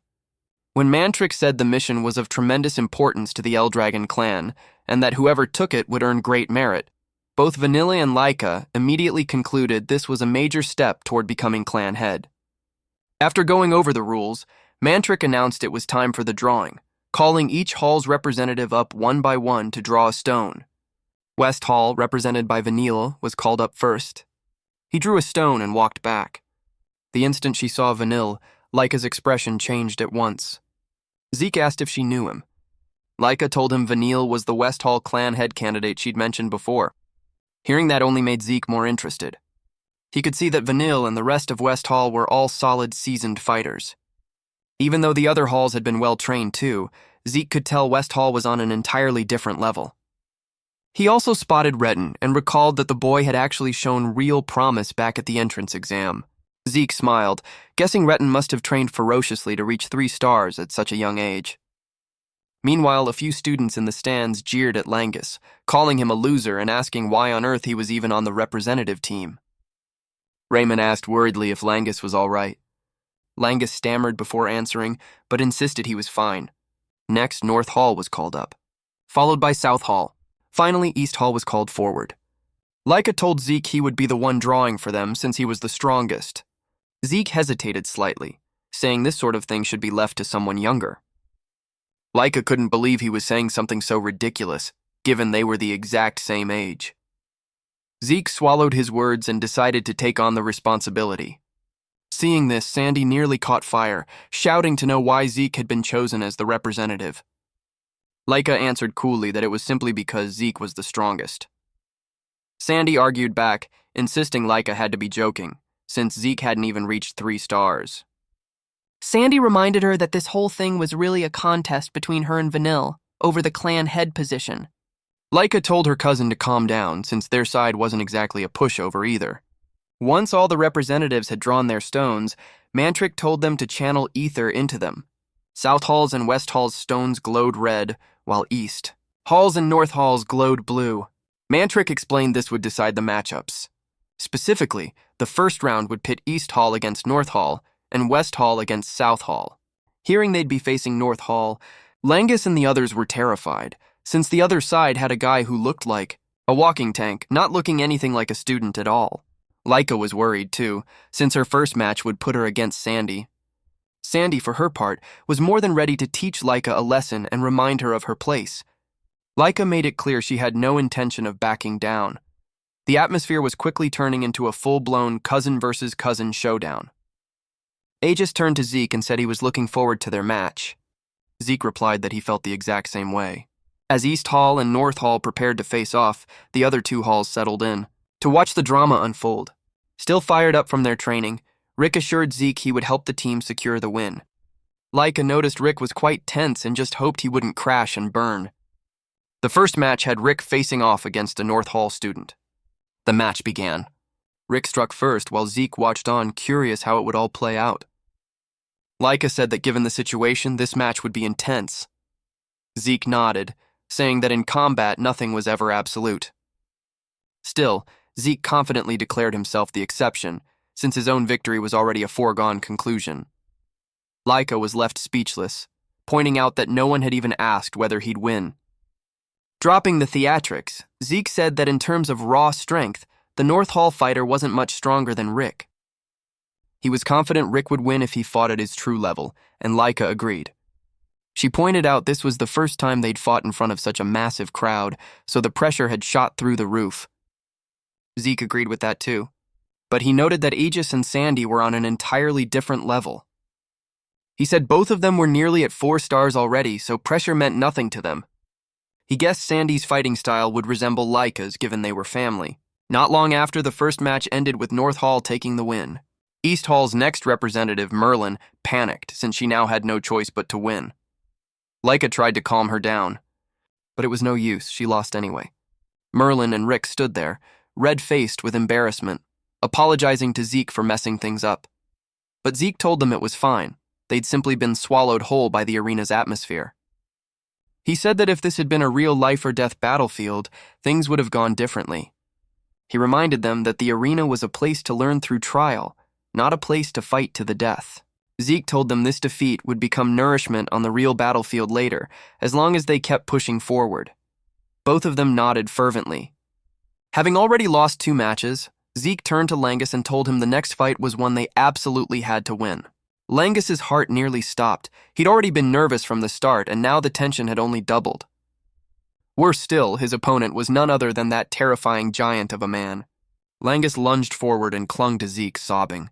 Zeke reminded him he'd already fought seniors during team selection, but Langus argued that those guys hadn't been nearly as terrifying as this monster. He couldn't believe he had to take down someone this frightening in front of such a huge crowd. Zeke immediately understood the job of pumping him up had fallen to him. He patted Langus's head and told him to study his opponent carefully. He asked what kind of sword the man used. Langus answered simply, "A sword." Zeke told him not to think about anything else besides the fact that he was fighting a swordsman.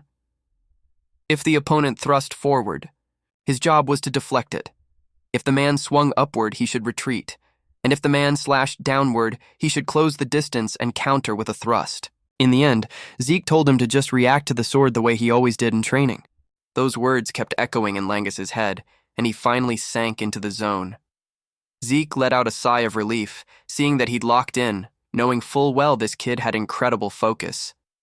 Just a little guidance was all it took for him to switch modes instantly, and once he settled into that state, there'd be no telling how far he could soar. Zeke wondered just how much of a confidence boost this fight would give Langus.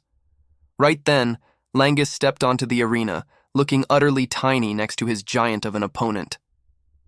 The usual crowd of hecklers started mocking Langus again, telling him he didn't stand a chance. But Langus had already slipped into his focused state, and right now, he was no one to take lightly. The moment the match began, his opponent struck first, charging in with a thrust like a spinning drill. Langus assessed the situation, keeping his head cool as he dodged cleanly, sidestepping to the left. His opponent roared, vowing not to let him escape. The man kept swinging like a hammer, trying to cleave Langus in two, but Langus dodged every single strike cleanly. Celine grew worried, noticing the man was closing in, shrinking the distance that favored Langus's fighting style. Raymond, tense-faced, asked Zeke if Langus was really all right. Zeke told him to stop watching the surface and look straight into Langus's eyes instead. As it turned out, Langus was completely locked in, and right after that, the giant leapt forward. And this was the exact moment Langus unleashed his ultimate move from the Cloudwater spear technique. He spun his spear so fast it neutralized his opponent's strike, while opening up a perfect chance to counter. Langus's flawless strike landed square in his opponent's chest, sending the man flying. That was it, game over for him. The instructor declared the match over, with the victory going to Langus and East Hall. Langus let out a huge sigh of relief, thanking the heavens he'd somehow survived. Review. He grinned from ear to ear like someone who'd just pulled off an incredible upset. He was confident the tide had finally turned in their favor. Riding the momentum of Langus's win, East Hall went on to win the next 3 matches in a row. By the 6th match, Sandy versus Laika, the atmosphere was stretched taut as a bowstring, since both of them wielded lightning techniques and were family besides. Before the match, Sandy was stunned that a fighter not even 2-star had taken down a 3-star North Hall opponent. Laika reminded her she'd already said their team wasn't weak. Sandy admitted she'd underestimated them. Still, she said that didn't really matter. What caught her attention was that Laika wasn't even the one leading East Hall. Sandy said Laika had put herself in a tough spot by standing behind Zeke instead of leading. Laika calmly admitted as much. But she insisted she hadn't given up on becoming clan head. She pointed her sword at Sandy, confident she could win. Sandy decided it was time to show her exactly who the real boss was. Suddenly, Sandy vanished and reappeared right behind Laika. She nearly landed a hit, but Laika reacted just in time to block it. The two of them clashed blades. But Sandy gained the upper hand, forcing Laika steadily backward. Aegis wasn't the least bit surprised. He was only curious how long Sandy could keep it up. Laika found herself constantly overwhelmed, even taking a slash across her arm.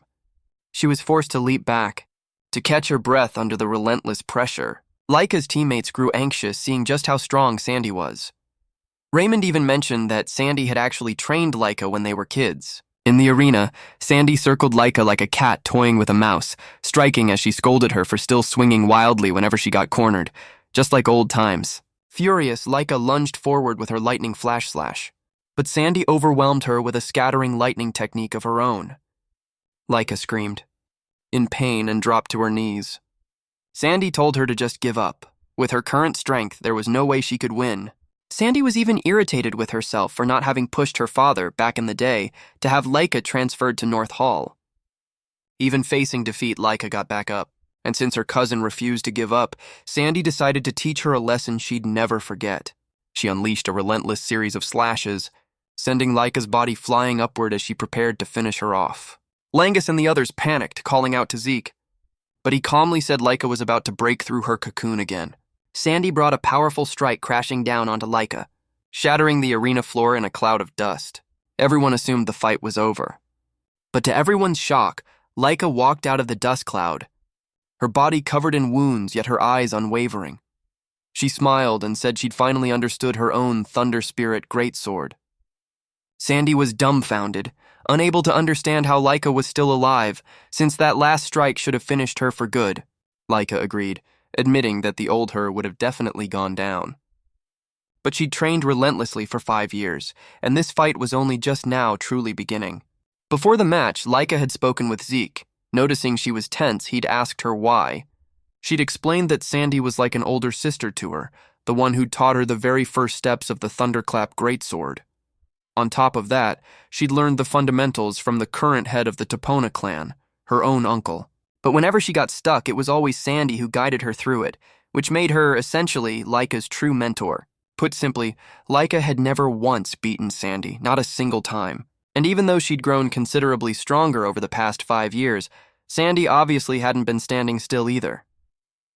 Despite how confident she sounded, deep down she still doubted whether she could actually win. Zeke told her to think back on their training together, and try to recall every single day of the past 5 years.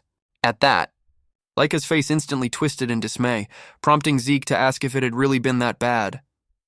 He explained her bad habit. Whenever her emotions ran high, her vision would temporarily go blind. He reminded her the past 5 years had been about training her to stay calm in battle. Laika grimaced, grumbling that he'd never once gone easy on her during training. Zeke replied coolly that it was simply his personal charm. Laika felt like crying, since all she remembered was pain. Even so, Zeke insisted the results of her training were undeniable. She could now stay calm and truly observe her opponent. Laika agreed, but worried whether she could actually apply it against her own cousin. Zeke told her to just get in there and she'd understand. He said her innate talent for reading an opponent's movements would make the results of her training crystal clear. While he was at it, Zeke didn't forget to hype himself up too, reminding her she'd been trained by the strongest person around, namely him, so there was nothing to worry about. Thanks to that brief pep talk, Laika felt her tension ease. Since Sandy used the same lightning-based techniques as her, Zeke said this was the perfect opportunity to closely study her cousin's Thunderclap greatsword technique. If she managed it, she'd grow even stronger. Back in the present, Laika told Sandy she'd observed everything she needed, and that the Thunderclap greatsword was now her own technique. She'd deliberately taken every hit head-on just to study it closely, and now, at last, she understood it completely. Sandy was utterly stunned, wondering just what Laika had evolved into. Right after that, Laika lunged toward her cousin, leaving Sandy reeling from the sudden burst of speed. She couldn't understand how Laika's movements had changed so drastically, so fast. While Sandy's mind was still reeling, Laika told her she now understood the Thunderclap greatsword completely. Sandy refused to believe Laika could learn and replicate a technique mid-battle all at once. Up in the stands, Langus and the others were jumping for joy at Laika's stunning turnaround. Zeke smiled, saying that fighting someone who shared the same technique taught you an enormous amount. Rick asked why Laika's movements had changed. Zeke revealed she'd absorbed her cousin's swordsmanship right there in the middle of the fight, the direct result of blocking attacks while calmly observing at the same time. He explained that Laika used to lose control so easily that all she'd ever see was her own blade. But now it was different. She could stay clear-headed enough to actually study her opponent mid-fight. By observing a swordsmanship identical to her own, she'd reached an entirely new level. As the fight continued, Sandy still believed Laika couldn't possibly surpass her. But she quickly realized just how wrong she was. She unleashed a lightning strike, but Laika charged straight through it, striking back as she spoke. She'd survived plenty of training sessions with Zeke that nearly cost her everything. Leaping in to close the distance, she declared it was time to unleash her own ultimate technique. Laika unleashed her new technique, the Thunderclap Greatsword Heaven's Thunder, and completely overwhelmed Sandy. Sandy screamed in pain, and right before passing out, she admitted Laika had finally surpassed her. With that, East Hall was declared the winner. Even Vanille was stunned by what he just witnessed. Laika returned to her teammates, and Zeke praised her for a job well done. He was a little disappointed his own turn hadn't come around yet, while Laika was simply happy the outcome had been decided right on her turn. Still, if she had lost, Zeke would have had to face Aegis instead. Zeke asked if she knew anything about him. Laika said she didn't know him personally, but he was quite famous. According to rumor, Aegis was the greatest genius the Van Bled clan had ever produced. Zeke confirmed as much himself, since even at a glance, the man was clearly far stronger than everyone else. Laika found herself wondering what would happen if Zeke actually fought him. Just then, the instructor announced East Hall had won. But surprisingly, he added that the tournament would continue until every match had been played. Everyone was confused, since winning 4 matches should have ended it right there. Zeke, too, wondered what the real purpose behind this was. But either way, he didn't really care, since he was about to get his match against the genius Aegis. As the two of them stepped onto the arena, Aegis looked genuinely delighted to get his fight, even though North Hall had already lost. Zeke was surprised at just how hungry the man was for a fight. Aegis noted that Zeke was East Hall's representative, even though Laika was still around, which only made him more curious. Aegis pointed out that while Zeke might carry the clan head's bloodline, he was still only 2-star, whereas Laika, the one they called 3-star, hadn't even bothered stepping up as representative. Because of this wild card, Aegis said he was even more eager to fight him. Delighted to hear that, Zeke said the two of them were clearly on the same wavelength. He said he wanted this fight just as badly, and the moment Aegis heard that, his excitement shot through the roof. Aegis drew his sword, ready for battle. Zeke, meanwhile, just hoped for a good time. It had been ages since he'd faced a real swordsman. Aegis struck first, closing the distance in the blink of an eye. Zeke had to admit his approach speed was almost unbelievably fast. The instant he closed in, Aegis activated a sword technique, erasing all trace of his blade's presence entirely. Zeke was equal parts baffled and impressed by the move, but still managed to dodge in time. Aegis thought he had it in the bag, but was shocked when Zeke twisted his body to dodge, slipping into a food shot. Review. Zeke complimented his clever wordplay and urged him to unleash another move. Obliging him, Aegis unleashed a different technique, the sword wave, making his blade's movements even harder to predict. It looked like a rushing torrent of water, and Zeke had underestimated it at first, but quickly had to reposition once he realized just how dangerous this technique actually was. He leapt up to dodge, praising the move as he dodged, admitting he wasn't quite ready to get sliced open yet. Without hesitation, Aegis switched to a lightning element skill, boosting his closing speed even further. Seeing this, Zeke had no choice but to admit Aegis truly was a genius. His techniques were simply too unpredictable. His strikes weren't just fast, they hit hard too. Sharp and clean, exactly as they should be. Zeke guessed this guy couldn't possibly pull off techniques like these, without having pushed his body training to its absolute limit. Zeke kept dodging. Aegis, meanwhile, grew more impressed by the second, since he still couldn't pin Zeke down. He complimented Zeke and asked how he'd trained. Zeke told him if he was curious, he should focus on the fight instead. But Zeke figured that conversation could wait. Right now, he decided it was time to strike. He surged forward, unleashing an enhanced punch. Surprisingly, Aegis blocked it effortlessly with his sword, even absorbing the force of the blow. Even so, Aegis was impressed, remarking that Zeke's strength was so absurd it didn't feel like a dual star at all. Zeke, in turn, was equally surprised by how quickly Aegis adapted to his fighting style, far beyond what he'd expected. Aegis asked if he'd finished his observation, since he was already starting to counterattack. Zeke confirmed it, and Aegis was stunned to realize he'd already grasped his entire fighting style. That meant there was no more reason to hold back. Aegis leapt in. Zeke assumed he'd repeat one of his earlier moves, but He immediately realized he was wrong the moment he sensed the afterimage. By then, Aegis had already closed the distance, and his blade grazed across Zeke's chest. Zeke barely managed to dodge in time, but still came away with a shallow cut. Smiling, Aegis told him he still had plenty more tricks up his sleeve. A true battle junkie through and through, Zeke broke into a grin. A huge one, since this fight was clearly about to get even more thrilling. A while later, Sandy came to, realizing she had lost. Her teammates rushed over to check on her, and apologized for having lost their own matches too. They felt they'd held her back, but she told them not to blame themselves. Their opponents had simply been too strong. She encouraged them to try harder next time so they wouldn't lose again. She guessed West Hall and South Hall must have already started their match. But her teammates said not yet, and pointed toward the arena, where an absolutely brutal fight was already underway. Sandy turned to look, and froze at the sight of Zeke and Aegis going at each other like two lunatics.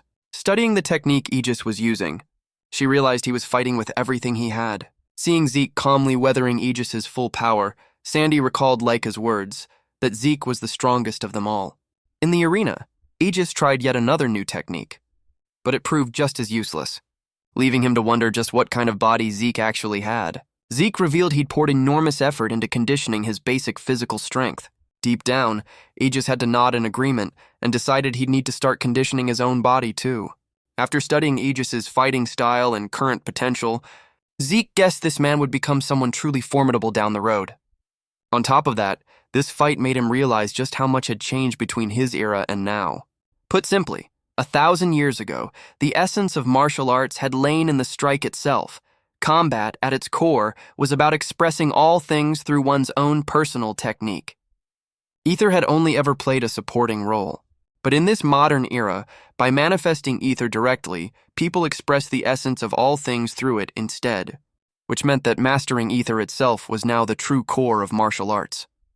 Zeke smiled with newfound confidence, having finally grasped it, even though he'd spent so long chasing after mere technique before this.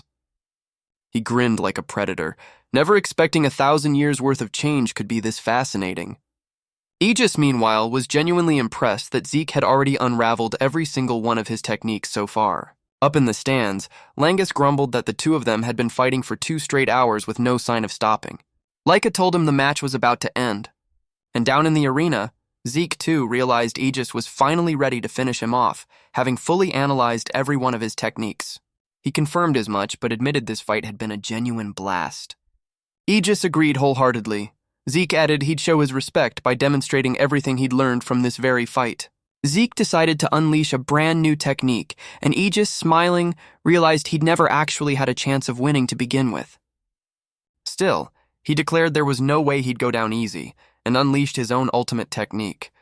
Zeke, meanwhile, launched into his new technique as well, raining down a barrage of energy-infused punches from above. The entire area was swept clean by his attack, forcing the students to shield themselves. The sheer, terrifying display of power from both fighters left the students with their jaws on the floor. As the dust finally settled, the instructor called the match since Aegis's sword had shattered. He lay sprawled on the ground, utterly spent, yet still smiling. He admitted he still had a long way to go. Zeke, meanwhile, basked triumphantly in his aura as he was declared the winner. The students were utterly stunned, never expecting Zeke to actually win, and began to wonder just who he really was. His own teammates, however, weren't the least bit surprised, since they already knew exactly what he was capable of. Leica took the chance to scold him for wrecking the arena, and for once again showing off his freakish abilities. Zeke argued back that it had been an overwhelming victory, but he suggested they skip past his own match and move on to Vanille's instead. Zeke remarked that West Hall had the best overall quality of any team, but South Hall had one fighter worth watching too. He'd originally expected this match to be evenly matched, but in the end, West Hall completely dominated, with Vanille looking incredibly formidable. Before West Hall's match began, Zeke admitted he might have gone a bit overboard with his final blow. It could take a while to repair the arena, but Langus told him not to worry. Zeke was astonished to watch the arena repair itself. Langus explained it had been built from a rare stone called Etherlight. Just channel ether into it, and it would restore itself good as new. Zeke's jaw simply dropped. He had to admit, building an entire arena out of a material that impressive was seriously overkill. After the match between West and South Hall, the instructor sensed something was off. He couldn't believe Vanille had actually been strong enough to defeat South Hall's strongest fighter, Layla. Even so, Mantrix stopped the match and declared West Hall the victor. He announced the final would pit East Hall against West Hall, beginning in 1 hour. Even the students who knew exactly how strong Layla was were stunned that she'd lost. Zeke, too, sensed something wasn't right. The gap in actual strength between Layla and Vanille wasn't that large, yet somehow her strength had been abnormally weak, which was why she'd lost so badly to him. Zeke noticed the instructor had picked up on it too, but no one had any idea what was actually going on. Raymond remarked on just how strong Vanille must be to beat Layla like that. But Celine thought something felt wrong. Merlin suggested it was probably just because this was the first time they'd seen the elite fighters from another hall. Rick kept praising Vanille, comparing him to Zeke and Laika. Noticing Langus had gone quiet, Rick asked what was wrong. Langus admitted Vanille was impressive, but what worried him was that all of West Hall was incredibly strong, and they were the ones about to face them. Still, he apologized for saying something so defeatist right before the match. But Merlin said he was right, reminding him she herself had lost too, and it was genuinely frustrating that they weren't even on West Hall's level. Surprisingly, Rick declared he was determined to fight to the very end, just like Langus and the others had once overcome opponents stronger than themselves. His resolve spread through the whole team, and Zeke was glad to see everyone's spirits lifted. Still, he was more worried about Laika, who looked uneasy, not having noticed anything unnatural about Layla's loss. Since he didn't know the full truth yet, he couldn't just tell her not to worry, leaving him unsure of what to do. Just then, Laika left the arena, saying she needed to calm herself down.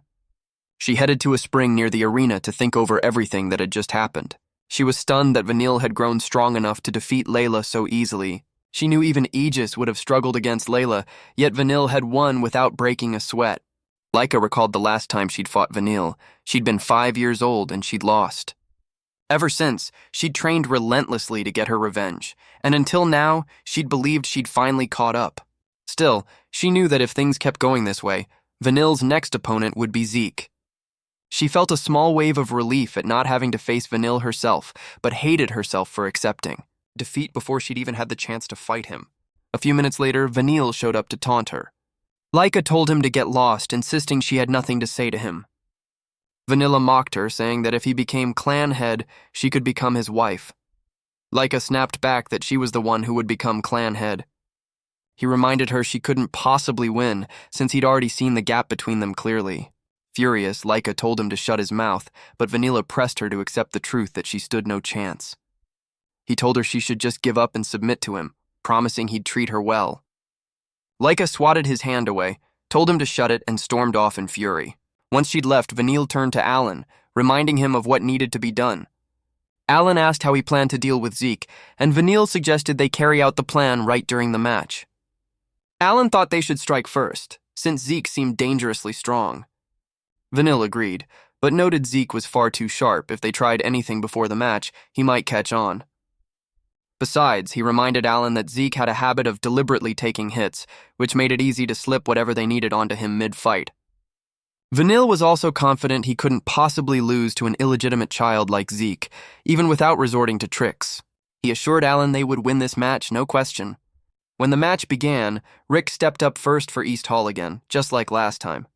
Deep down, he knew that even though he and Merlin were the seniors, they were actually the weakest members of the team. He was intimidated by West Hall since they all looked ridiculously formidable, leaving him to wonder if he even stood a chance of winning. While he was drowning in self-doubt, Zeke appeared behind him, rapped him on the head, and called him an idiot, asking where all his confidence had run off to. Rick stammered, and Zeke asked if he planned on stepping onto the field just to lose. Rick said no. Zeke told him he had to fight to win, no matter how lopsided the power gap seemed. That was the only thing that mattered. Zeke's words snapped Rick's confidence back into place. Zeke reminded him he'd already trained hard enough. All he needed now was a bit more confidence. Zeke decided to send him off with a parting gift and told him to relax his shoulders. Rick looked confused. Zeke explained that the Great Strength Fist was a technique for concentrating power into a single point, but if you tensed up too much, that power would just scatter uselessly. He demonstrated it for him and told him to relax his whole body. Thanks to Zeke's pointer, Rick let out an excited shout, saying he'd finally gotten it. Zeke then sent him off toward the arena. After Rick left, Laika walked over and asked Zeke how he knew so much about so many different martial arts. Zeke said her question was rather silly since the only answer was that he was simply himself. Laika couldn't believe that was his answer and admitted it really had been a dumb question. Preparing to fight, Rick studied his opponent and recognized he was quite strong, having already proven it in the last round. Still, Rick had no intention of losing. His opponent noticed his expression and mocked him, reminding him he'd already lost to North Hall once, so he shouldn't get cocky. Rick shot back that he wasn't the same person anymore. But the man didn't buy it. The moment the referee started the match, he charged straight at Rick with a dagger. He sneered that a few hours of talk couldn't change anything, then rushed in with a powerful technique. But Rick blocked it using his aura. Annoyed that Rick's block had looked even cooler than his attack, the man pressed forward with more strikes. This time his blows came even fiercer, a flurry of slashes that left Rick reeling in pain. He kept taunting him, throwing Rick's own words about having changed back in his face. By now, Rick looked utterly battered, but he admitted his opponent really was strong, and he still had no intention of giving up. He threw a punch, but it was dodged with ease, and he was countered, taking a slash in return. Rick cried out in pain and sank into his own thoughts, wondering how he could possibly keep up with this guy. Right then, he remembered Zeke's advice, to relax and channel all his power into a single point. At that exact moment, his opponent charged in again, and this time Rick was ready. The man's strike landed clean, but to his shock, Rick was smiling, telling him he now had him right where he wanted. The man startled, realizing Rick had caught his blade barehanded. With the distance closed, Rick unleashed a devastating punch that sent him flying, all the way until he slammed into the wall. Without hesitation, the referee called the match immediately, declaring Rick the winner. At first, Rick thought he was dreaming, but once it sank in that he'd truly won, he threw his head back and celebrated like he'd just won the lottery. His opponent refused to believe he'd lost, and when he finally made it back to Vanille, he was sent flying by a furious punch. With a face full of fury, Vanille turned to the rest of the team and reminded them their job was to crush East Hall completely. Afterward, Merlin stepped up onto the arena floor, and Rick cheered her on, telling her she could do it. A few seconds later, the second match began. Merlin came out swinging with real force. She unleashed a sword technique, the rocket slash, but her opponent dodged it and countered with a spear. Her own attack left her side wide open, and before she could even process it, the man drove a devastating blow straight into her stomach, sending Merlin crumpling to the ground. He didn't stop there, continuing to rain down brutal blows. Her teammates watched, torn between horror and rage. Rick wanted to charge in, but Raymond held him back, warning that interfering would get them disqualified. The referee then declared the match over, with the win going to West Hall. The man even stomped on Merlin to show off his dominance. Her friends rushed over to check on her at once. Things looked dire. She wasn't responding at all. Zeke stood back as everyone else tried to help her. His expression had turned chillingly cold at what he'd just witnessed. Raymond and the others argued with the West Hall fighter, insisting he'd taken things way too far. While they shouted at him, the man calmly replied that someone from West Hall like himself simply didn't believe in holding back during a fight. Their only job, he said, was to crush the enemy completely. Laika stepped forward and asked if this had been Vanille's order. The man silently confirmed it, adding that they could always just quit if they wanted. He pointed out that the referee hadn't stopped the match because Merlin still had the will to fight, which was exactly why he'd had to break her spirit completely. Realizing that arguing with Laika and the others was pointless, he turned away and told them to worry about themselves first, warning that everyone would end up just like Merlin. The next opponent, Retin, stepped onto the arena, saying they were welcome to quit if they wanted. He called out to Langus, his opponent, asking if he planned to surrender. He started spewing trash talk, asking if Langus wanted to get beaten down again, just like back in their village. Retin even called him a worm. This set Laika off, but Langus told her to stay calm, insisting everything was fine. He stood up and said he wouldn't run away this time. He was finally ready to overcome Retin once and for all. Retin was equal parts stunned and furious that Langus had actually dared talk back to him. As the match was about to start, Langus suddenly heard Zeke's voice echo in his head, which startled him. Before he could even ask what was happening, Zeke told him to ignore it. It was just replaying an experience from a few years back. Still, Zeke explained he was doing this because he had a piece of advice to share. He told him there was a saying, "Clouds drift freely, water flows without end." Zeke told him to picture that image whenever things got tough, which only left Langus more confused than ever. Only when the referee called his name did he remember he was about to fight Retin. The referee declared the match underway, and Langus struck first. He used his water-based technique to attack Retin, but Retin blocked it with his discharge/sword technique, mocking him even as he parried. The moment he'd blocked, Retin counterattacked, forcing Langus backward. Langus barely managed to block with his spear. Retin sneered that he was all talk and nothing else. Before he could even process it, Retin had already closed in again. He unleashed the serpent slash, his blade weaving like a snake, and cut into Langus's side, leaving him wincing in pain. Langus was stunned. He'd thought he'd blocked it, but the strike had curved around at the last second. Retin laughed at him for even attempting a counter. Langus stayed resolute, but even though he managed to force the blow down into the ground, the counterattack proved too much to withstand. Retin knocked him flying, and his fall triggered a massive explosion. Langus's teammates panicked, watching him get beaten around like a punching bag. Langus, too, was worried since every time he tried to neutralize an attack to counter, his opponent turned it right back against him. Retin caught on to what he was trying to do and told him that countering was exactly his own specialty. He declared flatly that he was simply better than Langus. Langus refused to believe it, but Retin grabbed him by the head and sneered that the son of a faux dragon could never be strong. In the end, he was just as much a nobody as his father. Langus tried to defend his father's honor, but Retin shouted right in his face, calling his father nothing but a fraud. Retin kicked him to the ground, declaring he could never defeat a true dragon like himself. As Langus lay on the ground, kicked around like a dog, all his will to fight seemed to drain away. He could only curl up and take the beating, letting his own insecurity swallow him whole. He'd always believed he was weak, but now he began to wonder if he really was a fraud after all. Just then, a memory surfaced of himself and his father fishing together by a lake. His father had asked if he enjoyed fishing, and he'd answered that he did. His father had smiled and said he too loved fishing while watching the clouds and the water. Langus had been surprised that his father brought up clouds and water, the exact same phrase Zeke had said right before the match. His father had told him that watching the clouds and water, you'd realize just how small human worries really were, and that someday, he too would understand. Back in the present, Langus began murmuring those very words. Right as Retin grabbed him, ready to finish him off, still cursing him as a fraud, Langus's focus suddenly surged, and he blocked the attack with ease, then countered, forcing Retin back. Retin was utterly stunned by what he'd just seen. The referee, meanwhile, grew excited, sensing the match was about to heat up. As Langus rose to his feet, 3 stars lit up on his chest, proof that he had broken through to 3-star. Retin trembled with rage, unable to accept the fact that Langus was now his equal. Enraged, he charged forward, unleashing a long-range strike. But Langus moved with such effortless grace it looked like he was cheating, dodging every last one. Retin was stunned. Moments ago, every hit had landed.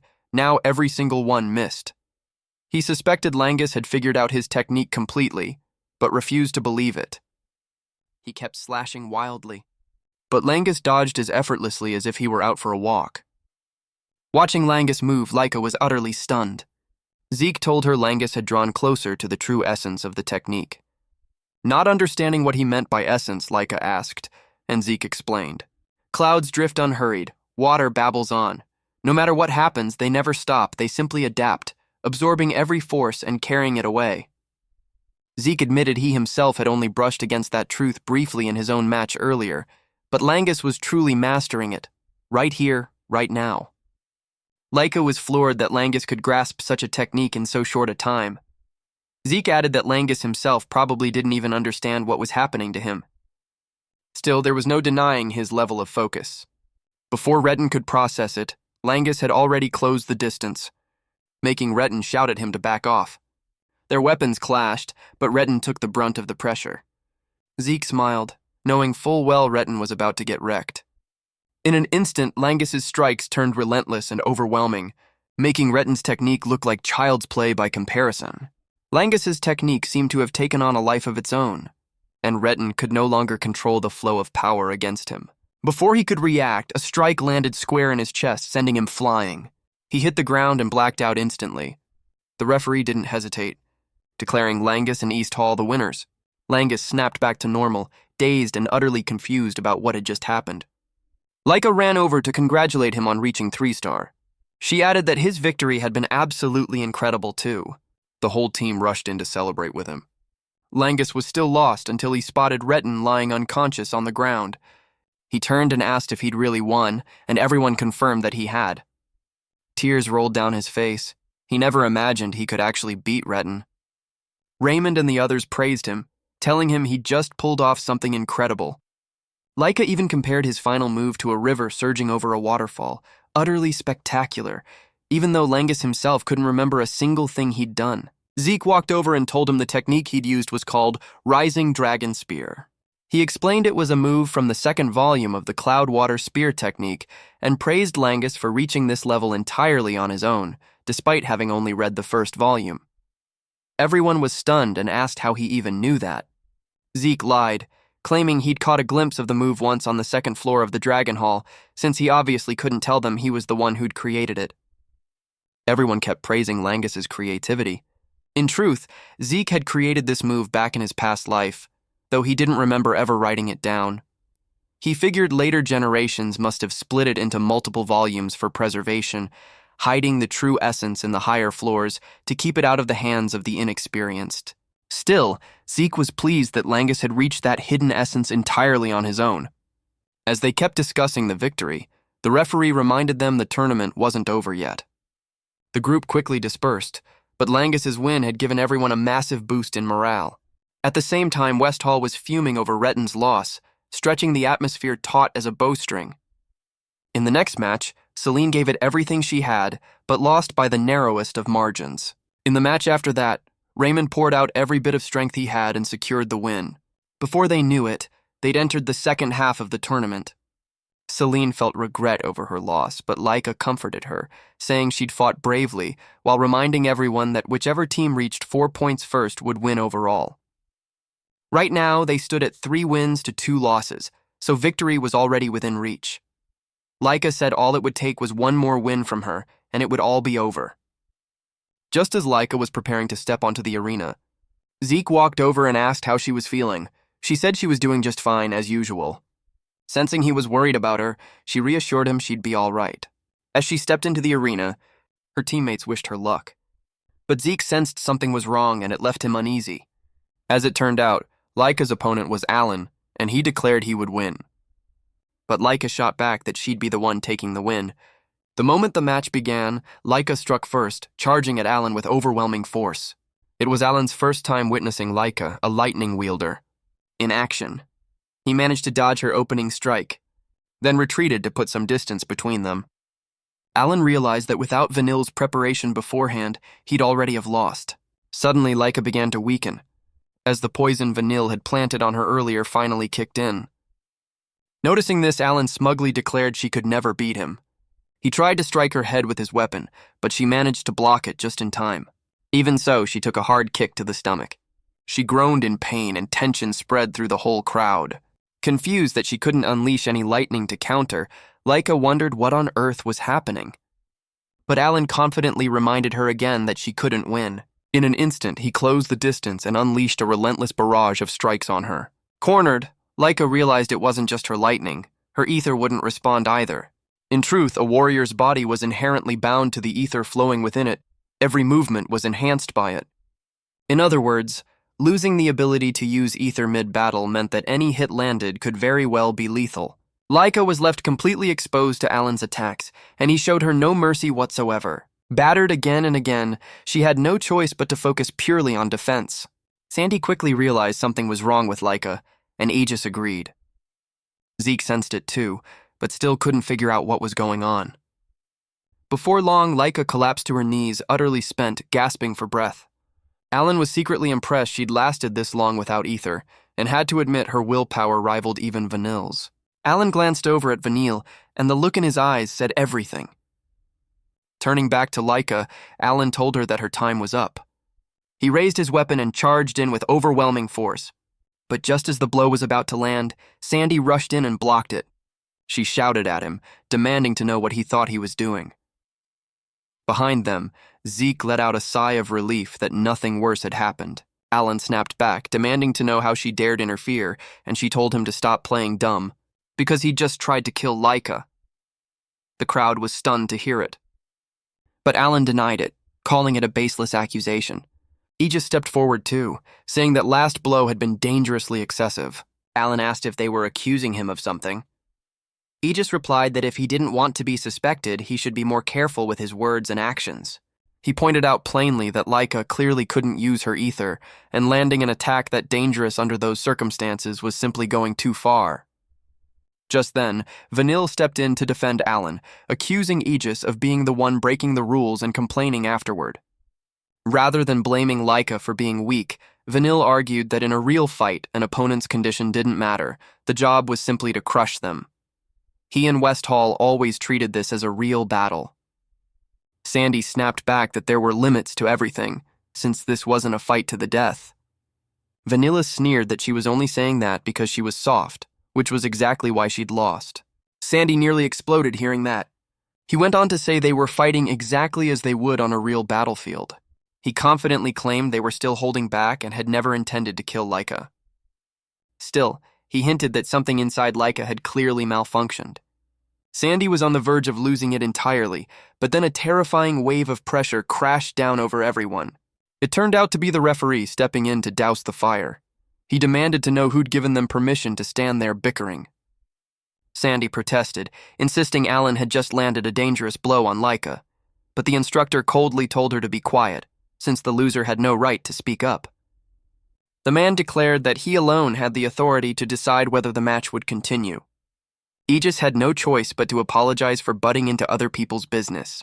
The referee promptly declared the match over, awarding the win to Westhall, then added, none too subtly, that anyone not fighting in the next match was welcome to clear off the arena. Aegis scooped Laika up, remembering to grab her sword for her as well.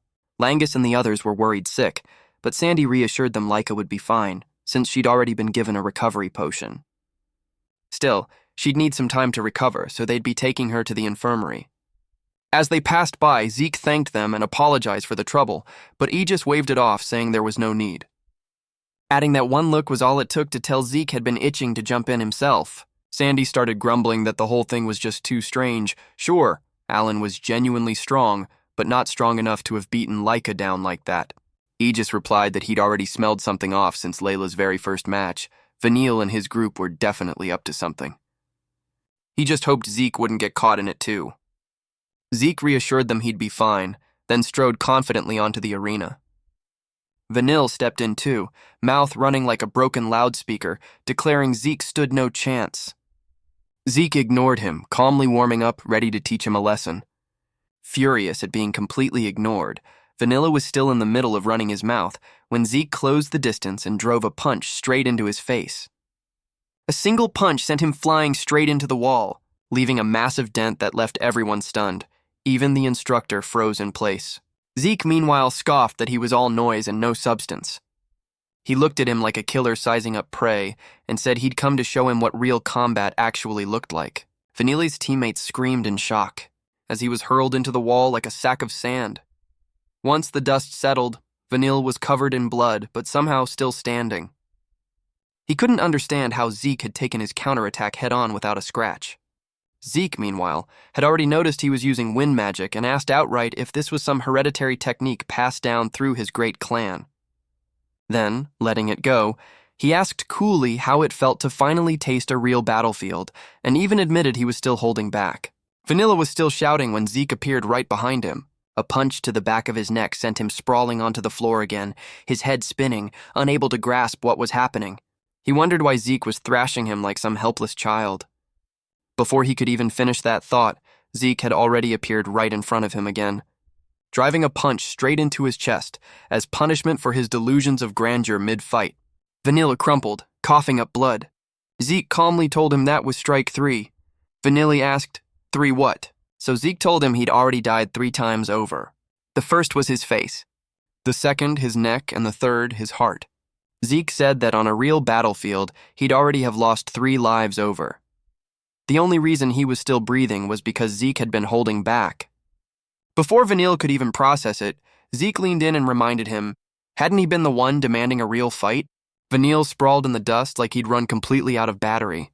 Sandy was utterly stunned, concluding this had stopped being a match a while ago. Aegis realized Zeke had been toying with him this entire time. He was convinced Zeke saw this as nothing more than a show, because in an actual real fight Zeke was an absolute monster.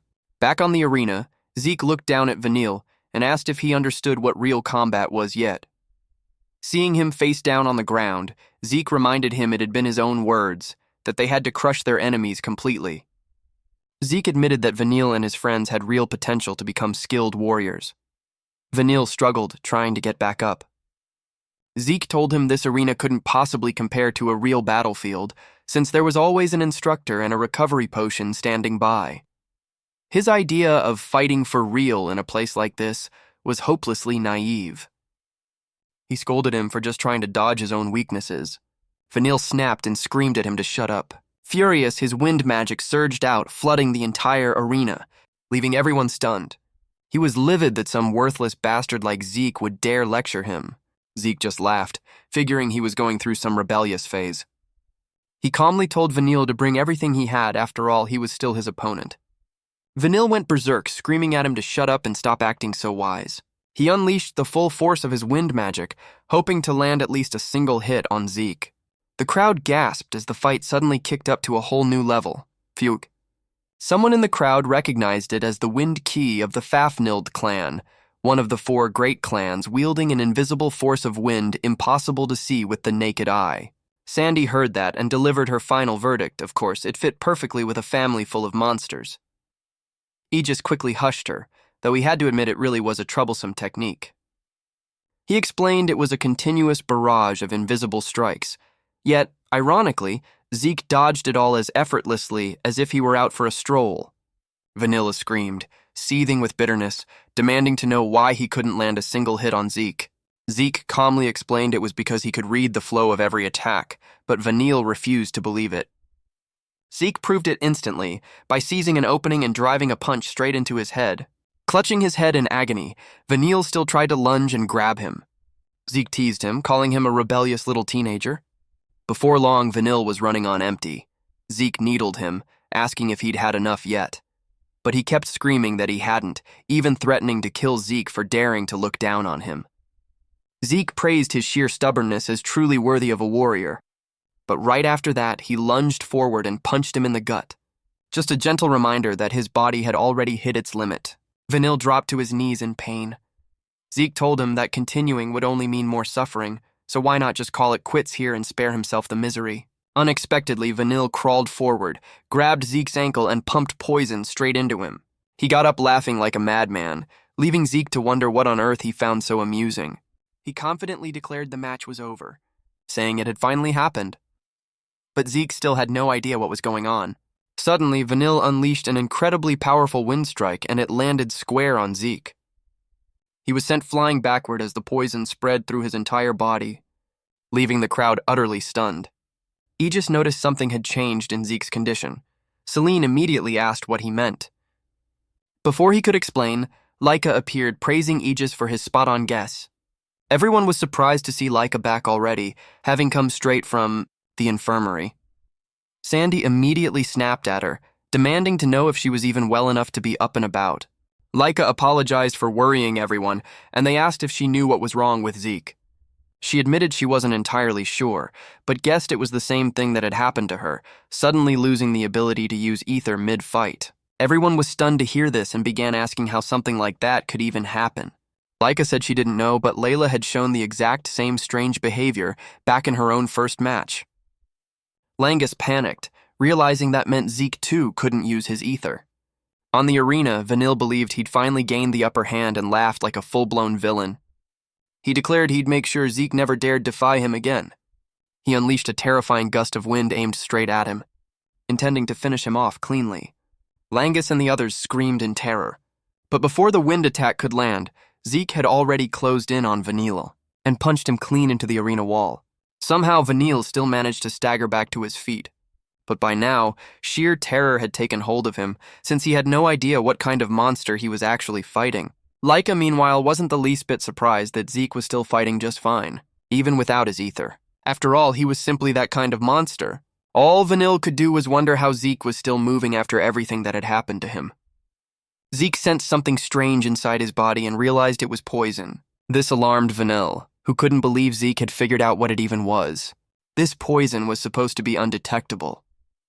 Zeke said he now understood exactly why everyone who'd fought Vanille before had lost so quickly. Essentially, this poison only activated the moment someone tried to invoke their ether. Zeke praised him for being genuinely clever, hiding the poison until the exact moment its target reached for their ether. Vanille's mind went blank. The poison should have sealed off Zeke's ether completely, and yet he was still landing hits. Zeke told him poison meant nothing to a body trained to his level, and admitted he was a little disappointed. He'd expected a strong opponent to crumble just from losing access to ether. Vanille went berserk at hearing his prized ether-killing poison dismissed as utterly useless. Zeke, for his part, was surprised to learn Vanille had created the poison himself, and reasoned it must be harmless to its own creator, which meant it latched onto its host's ether to attack others instead. Zeke admitted this was a genuinely brilliant invention, seriously impressive.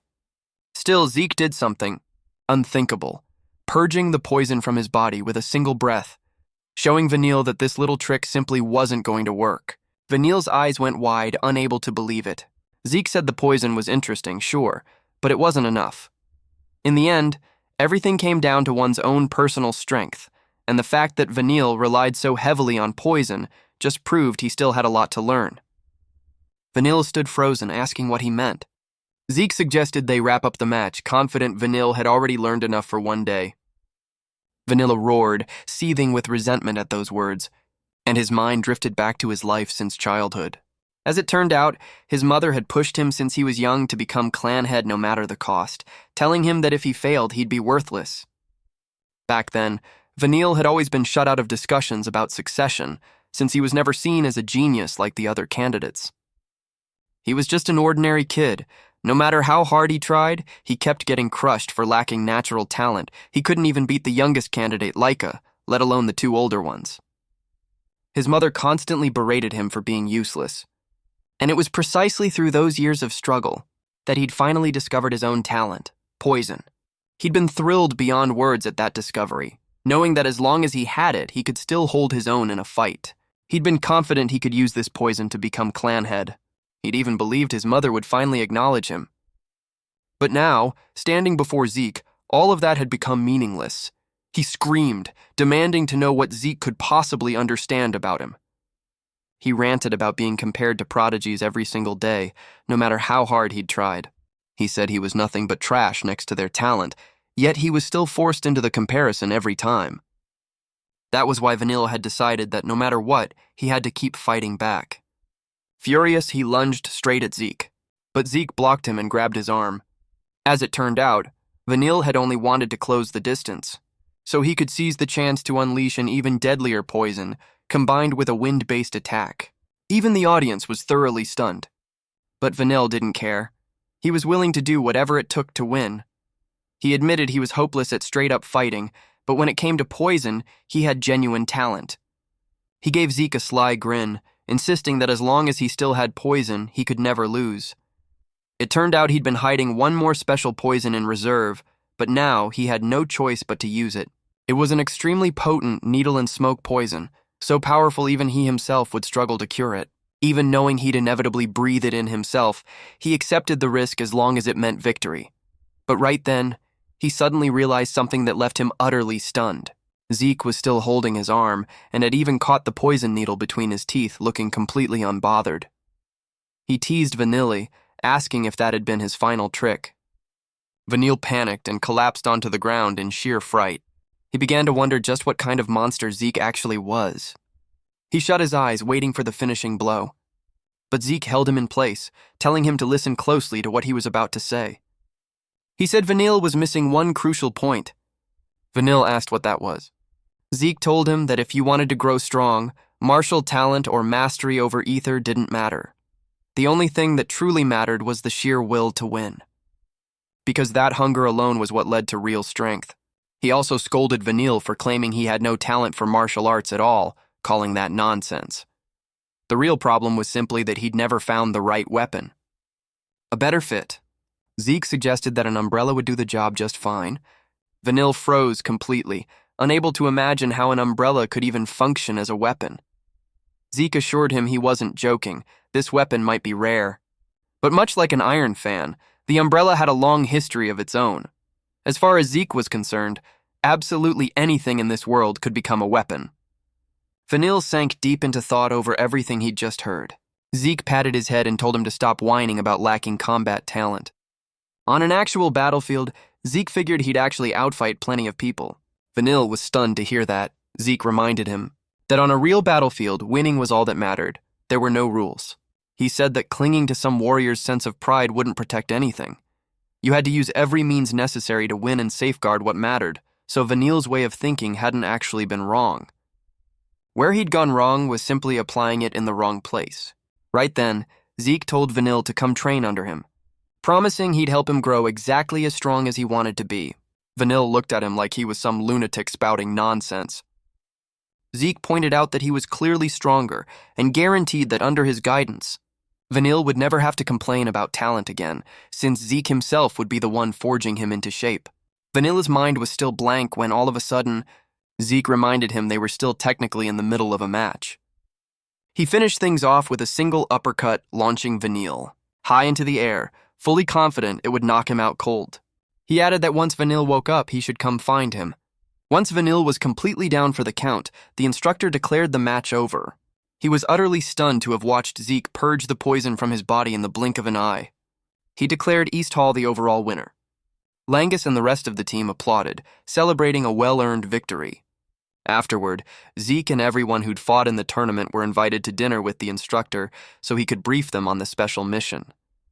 The representatives from the other two halls were surprised to find themselves invited to dinner too, even though East Hall had been the one to win. Aegis wasn't sure either, guessing they'd probably get an explanation soon enough. While waiting for the instructor, Zeke had already buried his face in his food, eating like he'd never seen a meal before. Everyone stared as he plowed through the food with both hands at once. He meanwhile urged them to eat quickly before it got cold. Laika asked how he could be so calm. Wasn't he worried about whatever they were about to announce? A while later, the instructor walked in, apologized for the wait, and told everyone to help themselves to the food. Not that it mattered. Zeke had already been eating like a whirlwind well before he arrived. He told the others to follow Zeke's example and simply enjoy the meal. This dinner, he explained, was a reward for their efforts during the selection tournament. Once everyone had settled in, he began explaining the special mission. Aegis raised his hand and asked if the halls that had lost would still get to hear about it.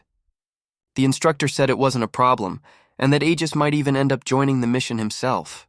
He revealed that a few days earlier, a special rift had been discovered within Eldragon territory, instantly capturing everyone's attention. Even Zeke, who was still happily gnawing on a chicken leg.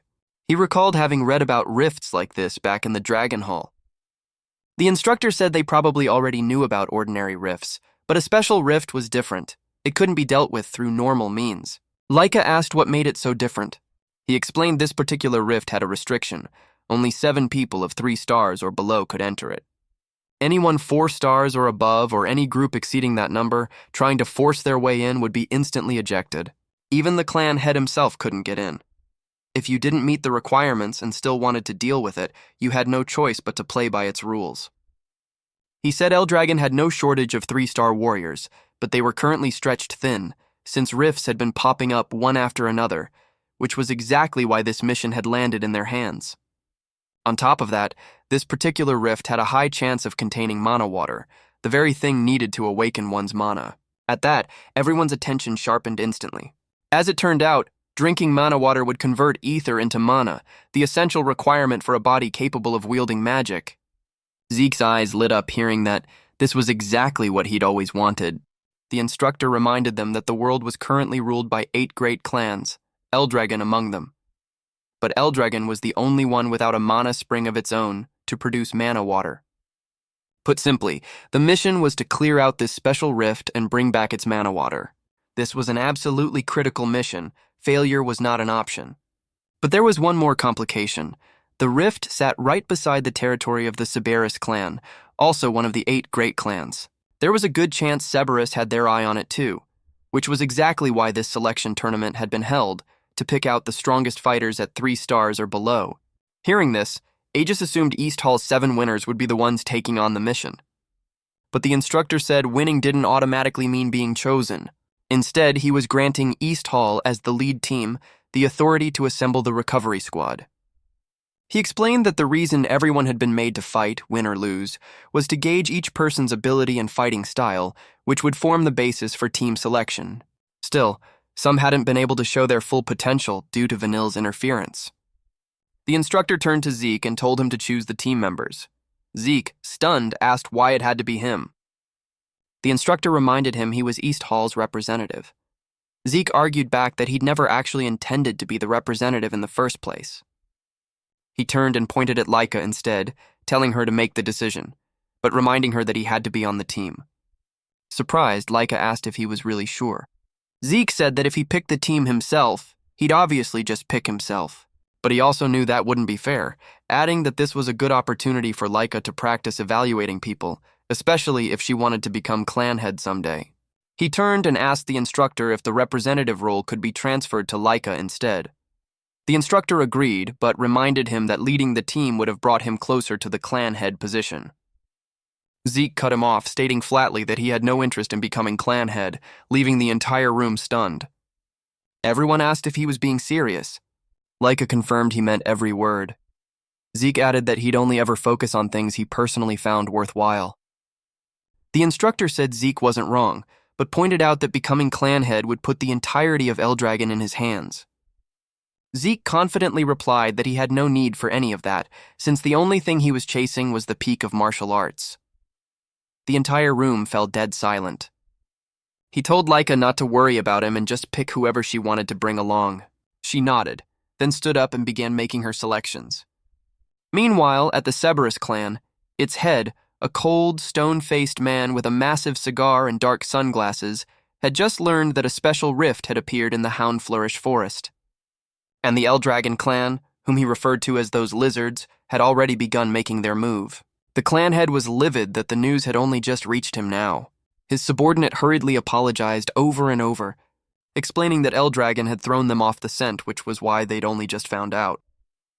The Cerberus clan head asked what was so notable about this rift. His steward answered that it very likely contained mana water. Hearing that, he understood at once why Eldragon was so desperate to claim it. He asked next about the rift's conditions. His subordinate told him it was capped at 7 people, 3 stars or below. The clan head realized the condition itself wasn't hard to meet, but Eldragon had already gotten a head start, and would almost certainly claim every available slot. The subordinate reported that Eldragon was short on manpower and was sending a bunch of green trainees to handle the mission instead. The clan head was stunned that they'd actually dare send untrained kids into the field. The subordinate asked if they should assemble a 3-star team right away, but the clan head said it was already too late for that. Still, if it was a bunch of kids heading in, Banza's own son was almost certainly among them. He asked how many disguise bracelets they had left. The subordinate answered there were 4 remaining. The clan head ordered him to use every last one if necessary, as long as they wiped out every kid sent to clear that rift. The subordinate asked nervously if that was really wise, since there was no telling when they'd get more bracelets. But the clan head said there was no point hoarding them until they rotted, better to spend them all on this mission. He was even curious to see just how devastated Banza would be once his own son died, chuckling darkly at how amusing that sounded. Back in Eldragon territory, once Laika had finished selecting her team, Zeke led the rest of the group to the training grounds, telling them they needed to grow stronger right now. He said Rick and Merlin would start with the basics, running every day just like Langus once had. The moment they heard that, both of them broke into a cold sweat, sensing hell on earth was about to begin. Once he'd handed out assignments, Zeke pulled out a regeneration stone that the instructor had prepared, and told Raymond he'd be using it. As Zeke recalled its properties, he realized this was the perfect fit for him. The stone reflected any force applied to it back 100-fold, and it couldn't be broken without channeling ether into the strike. But Zeke declared he'd punch it without using any ether at all. Everyone was stunned to hear that. Zeke actually went through with it, driving his fist straight into the stone. He absorbed the terrifying rebound force using the shield he was holding. This only left them even more stunned, unable to understand how he'd withstood that much force. Zeke held up the shield to show the damage, then told them their job was to practice blocking head-on or deflecting strikes at an angle. Raymond felt lightheaded, realizing this hellish exercise was meant for him. Celine, too, was caught off guard, never imagining a regeneration stone could be used for training like this. He turned to Celine and told her to keep slashing at the stone continuously. She was allowed to use ether this time, but she had to concentrate every strike on a single point, no wild, scattered hits allowed. Celine nodded and followed his instructions. But once she'd finished, she realized her strikes had landed all over the place instead. Zeke used this to point out just how much harder it was to focus everything on one point than it looked. Celine agreed, and Zeke assigned her the task of training until she could consistently strike the exact same spot. He demonstrated it for her, leaving her jaw on the floor at what she witnessed. He shattered the stone by channeling every ounce of force into a single point. He explained that her swordsmanship leaned far too heavily on sheer number of strikes, so she needed to learn to put real value into each individual slash. Celine happily accepted the assignment, and Zeke turned to Langus. Langus was already trembling like a leaf, having no idea what kind of insanity Zeke had in store for him this time. Zeke pulled out a feather and used Wenqui to keep it floating in the air. Langus was utterly stunned at the sight, instantly recognizing this was Vanila's technique. Raymond asked since when Zeke had been able to use Vanila's technique. He answered it was after their fight, revealing that ever since getting hit by Vanila's Wenqui, he'd been able to use it himself. Langus froze in place for a solid 5 seconds. Zeke told him his task was to let himself go with the flow of the feather. He demonstrated it, and Langus was stunned all over again, watching him control something as feather-light as, well, a feather. Langus asked what exactly letting himself go meant. Zeke said it wasn't about following it or trying to catch it. It meant completely surrendering yourself to let it lead you instead. He illustrated this by using his spear to trace the feather's movement as it drifted through the air, telling him that once he'd mastered this, he'd be able to generate that same flow entirely on his own. Langus felt like fainting just hearing it, already dreading the hellish weeks that awaited him. Laika showed up and told Zeke it was time to go or they'd be late. He tossed the spear over to Langus, and running off, shouted back for everyone to diligently practice the exercises he'd assigned. Langus burst into tears, feeling like he had no way out. But Rick patted his shoulder in comfort, telling him just to give it his best. On their way to meet the recovery squad, Laika scolded Zeke for running off like that. He apologized, explaining he'd just been assigning training since he'd be gone for a while. Still, Zeke was curious how everything would turn out, since Laika had assembled a genuinely fascinating team. Laika reassured him they'd be just fine. She told him the team she'd picked was, in her opinion, the strongest possible lineup. The two of them rejoined the rest of the group, 5 others already waiting, Sandy, Aegis, Alan, and Vanille among them. The atmosphere was tense as a bowstring, but Laika took the lead and told everyone to follow her. After they set off, the instructor went to Banza's office to report that the recovery squad had departed. He also reported word that the mongrels had already caught wind of the special rift's existence.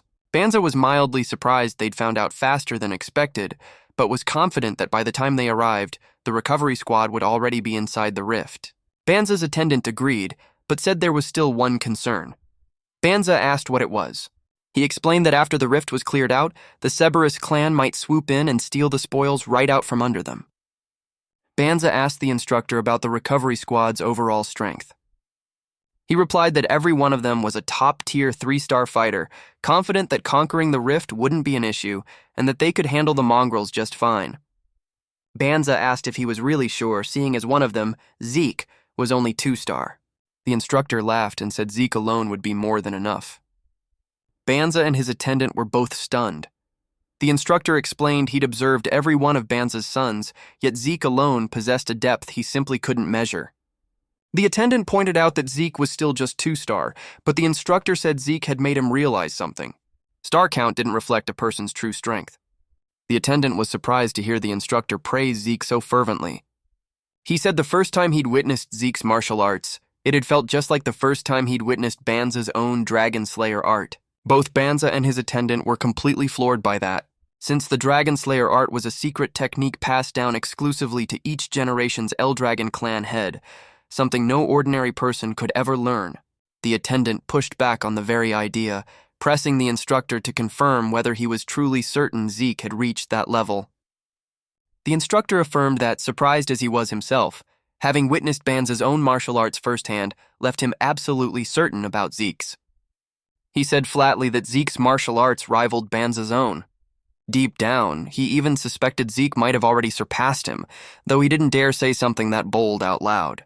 Banza mentioned that years earlier, he'd had Freya investigate Zeke's background, including his birth records from the very beginning, but nothing useful had turned up, meaning there was no trace of him ever having learned martial arts from anyone before entering the Dragon's Nest.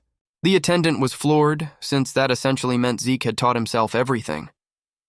The instructor sighed, gazing upward, and said it almost felt as though Zeke were the reincarnation of the very first ancestor, or perhaps the 15th clan head himself. Banza was startled at the mere mention of reincarnation. Banza smiled and said that if Zeke really was as strong as they believed, then the Cerberus mongrels wouldn't stand a chance against the recovery squad. A week later, Freya arrived at the entrance to the rift alongside a group of other warriors. She asked where the Black Dragon Corps' deputy commander was, only to find the man had already slipped away, shoes and all.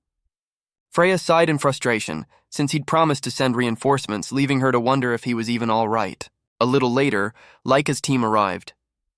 The first thing Zeke did was start bickering, insisting they should have sprinted the whole way there. Laika argued there was no reason to waste stamina before the mission even began. Right then, she spotted Freya, surprised, and asked what she was doing there. Freya said she was currently on a mission herself, so they should stop calling her instructor for now. Freya explained she was here to guard the area, a special territory. She said certain special rifts extended their influence well beyond their immediate surroundings, which was exactly why establishing an outer perimeter was absolutely necessary. Looking at the energy radiating from the rift, Zeke thought back to that wild boar from years ago and realized it too must have been affected by a rift just like this one. He asked why they needed to guard this special territory. Freya answered it was to contain the area and keep the Cerberus clan out. Laika asked what she meant. Freya explained that if they successfully conquered the rift and obtained mana water, Eldragon's military strength would skyrocket, and there was no way Cerberus would just sit back and watch that happen. She added that they'd also need to clean up any monsters ejected from the territory. Zeke asked what she meant by ejected. Freya reminded him the special rift only allowed 7 people of 3 stars or below. She demonstrated by reaching her hand toward the rift, only for its force to slap it right back out. This proved she'd been rejected, and the same went for any monster 4 stars or above in the forest. Anyone who didn't meet the requirements couldn't even enter the territory. As for the rift itself, it operated on a first-come, first-served basis. Simply put, until whoever was already inside either died or finished conquering it, no one else could enter. Zeke tried reaching his own hand in and confirmed he genuinely had access to the rift. Even though she'd said the barrier couldn't be broken by force, Zeke was still curious enough to want to test it himself. Freya told them they needed to head in right away, since there was no telling when Cerberus might show up. She asked if they were ready, and the whole group answered together, yes. And so Laika and her team stepped through the barrier to the other side. The instant they crossed over, a herd of deer, twisted by the rift's influence, charged straight at them, forcing the whole team into battle immediately. Instead of his usual iron fan, Vanille pulled out a staff and used it to bring down one of the deer. Alan, watching from behind, called out a quick, "Nice work." Even Vanille himself was surprised at how easily he'd taken it down. The moment Aegis saw this, he immediately recalled having seen Zeke hand Vanilla that very staff. When Zeke had first handed it over, Vanilla had scoffed and asked what he was supposed to do with it. Zeke reminded him he'd already said he would train him. Vanille was stunned Zeke had actually meant it. Zeke told him he never went back on his word. He explained that since they were about to enter a rift where real combat awaited, Vanille would be using the staff from now on. But Vanille exploded, shouting to know if Zeke was actually serious about forcing him to use a weapon he'd never even held before, on a mission this important. Zeke replied coolly, "Yep." Vanille slammed the staff onto the ground, insisting he had no interest in using something he didn't even understand. As he turned to walk away, Zeke picked up the staff and unleashed Wenqui with it, instantly grabbing Vanille's attention. He spun back around and demanded to know how Zeke could use Wenqui. Zeke said that wasn't important. What mattered was doing as he said. Even so, Vanille refused, but Zeke had no intention of backing down. He told him he didn't have a choice, then forced the staff into Vanille's hands. Vanille tried to bolt, but Zeke pinned him down and made him take it. After struggling until he was completely worn out, Vanille finally gave up and accepted the staff. He brought up Zeke's earlier comment about the umbrella back during the qualifying tournament. Zeke replied he hadn't brought an umbrella simply because he couldn't find one. But this staff was a perfectly solid substitute, and they'd be training with it instead. Vanille argued he'd never even heard of a martial art built around an umbrella or a staff. With no foundation to build on, how was he supposed to train in the short time before the mission? Zeke burst out laughing and told him not to worry, since he'd already created an entire martial art just for him. He'd even given it a name, the Wind Shadow Dispersal style. Back in the present, Aegis was utterly stunned to learn Zeke had personally invented an entire martial art just for Vanille. But there was no denying it worked. Vanille's movements were even sharper now than they'd ever been with his fan, and it meshed perfectly with his Wenqui. It left Aegis wondering if Zeke really had crafted a technique tailor-made specifically for Vanille. A moment later, Zeke praised Vanille's form and strikes, nearly making him whip his neck around in shock. Alan immediately asked if it was really true that Zeke had created Vanille's entire fighting style, and Vanille nodded without hesitation. Alan was left utterly speechless, only able to ask just who on earth Zeke actually was. Even Vanille had to throw up his hands. Zeke was simply impossible to figure out. Just then, Zeke turned to Layla, who asked if it was really true that he'd created a martial art all on his own. Zeke confidently confirmed it. Layla asked how he'd even managed that. And Zeke's one and only answer was, because I am who I am. Layla started practically worshipping him at that. Sandy cut in, insisting that creating an entire martial art from scratch was simply impossible. Aegis reminded her that this was Zeke they were talking about, so who knew? Maybe he really had pulled it off. Sandy said she couldn't care less about any of that. The only thing she cared about was Vanille not dragging the whole team down. Vanilla whipped around, furious, and Sandy told him she was worried he'd be a mess fighting with some unfamiliar style, especially since he could barely fight at all without his poison to begin with. The atmosphere instantly caught fire, and the two of them dove headfirst into an argument. Alan sided firmly with his own master. Sandy provoked him, telling him that if he had a problem, he should just do something about it. Sensing things were about to spiral out of control, Aegis jumped in to break it up, reminding everyone they were on a special rift mission. Since none of them knew what awaited inside, they needed to set aside their grudges and work together. He asked if Sandy understood, but she snapped back that there was no way she'd ever come to terms with someone who'd nearly killed Laika with poison during their match. In truth, Sandy didn't even believe Laika had picked the right team. While the two of them kept arguing, Zeke asked Layla what she made of it all. Layla asked what he meant, and Zeke said he figured she must have some opinion about Vanille, but Layla surprised him by saying she wasn't bothered at all. She was simply glad to be part of this mission. Zeke laughed and complimented her open-mindedness. Sandy, meanwhile, didn't think Vanilla's actions could be brushed aside so easily. She shouted at Laika, demanding to know why she'd chosen someone like him. Laika answered that she might not be as selflessly forgiving as Layla, but there was no denying that Vanille and Alan were genuinely strong, so she'd simply made the decision the mission required. Hearing that, Alan praised Laika's sound judgment while taking the chance to jab at Sandy, calling her thick-headed. Sandy nearly lunged at him for it, but Aegis held her back. Zeke wasn't surprised by any of this, well aware that the tournament's aftermath was still weighing heavily on the whole team. He worried the team might never fully trust one another. He could tell Vanilla was carrying his own private burdens too, though he clearly hadn't come to terms with them yet. Even so, he worried that a team this out of sync could prove seriously dangerous. But he also knew that if they could learn to understand and accept each other's true nature, they might yet become the kind of teammates you could trust with your life. A while later, they arrived at the rift's entrance. Zeke's eyes went wide, seeing a genuine tear in space for the very first time. Laika reminded everyone to stay sharp since they were about to enter the rift, and no one had any idea what awaited inside. Zeke was, without question, the most excited of them all. Suddenly, he sensed the mongrels had already entered the special territory. His eyes sharpened at once, fully alert. Layla, noticing something was off, asked what was wrong, but he simply said it was nothing. He suggested everyone pick up the pace. The moment they stepped into the rift, the whole group found themselves falling from the sky and screamed at the top of their lungs. Realizing everyone was panicking, Laika shouted for them to stay calm and focus on landing safely first.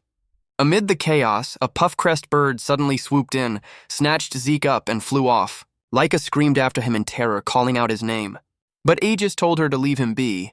Landing safely was the priority right now, since the forest floor was already rushing up fast. The group scrambled to figure out what to do, realizing everyone was still struggling just to save themselves. Vanille decided to act, activating his wind technique. Alan lent a hand, whipping up a wind vortex to slow their fall. Aegis managed to grab hold of a tree branch, while Vanille and Alan touched down gently. The remaining three weren't so lucky and hit the ground hard. Sandy immediately scolded Vanille for not helping them land better. He turned his face away, insisting it had nothing to do with him. Aegis cut in, telling Sandy to calm down, since it was thanks to Vanilla and Alan that they'd made it down in one piece at all. Layla agreed too, saying that despite the pain, she was fine. Aegis glanced up at the sky and realized this rift was no joke. They'd barely stepped in and already run into trouble. He suggested they take a recovery potion, since there was no telling what would come next. Laika got up and thanked Vanille and Alan for saving their lives. Surprised at being thanked, Vanille tried to act indifferent, claiming he'd only helped because he didn't want their combat strength weakened and risk ruining the mission. Sandy immediately scolded him, saying he should just accept a thank you graciously for once. Alan chugged down a recovery potion in one go, then asked what they should do now that Zeke had been carried off. Vanilla told him not to bother worrying about the guy. Layla cut in and asked if Vanille was actually worried about him. He immediately shouted denials, insisting he didn't care in the slightest. Sandy teased him, saying he couldn't even be honest with himself. Aegis, meanwhile, said Vanille actually had a point. There was no need to worry about Zeke. Sandy rounded on Aegis, annoyed he'd sided with Vanille. But Laika cut in, saying Aegis was right. She trusted Zeke could take care of himself. If anyone was actually in danger here, it was probably them. Sandy asked, baffled, just who exactly they thought Zeke was. Everyone who had ever seen him fight arrived at the same conclusion instantly. Zeke was a monster. Aegis said they'd meet back up with him eventually. But the real problem was that no one had any idea which direction to head. Timidly, Layla spoke up, saying that while they were falling, she'd spotted a pillar of light far in the distance. Alan had seen it too, but figured that with everyone tumbling through the air, no one could have gotten a fix on the direction. Layla calmly pointed in the exact right direction. Alan asked if she'd really confirmed it while they were still falling. She said yes, she'd taken in her surroundings the whole time, which earned her a compliment from Laika for being so observant.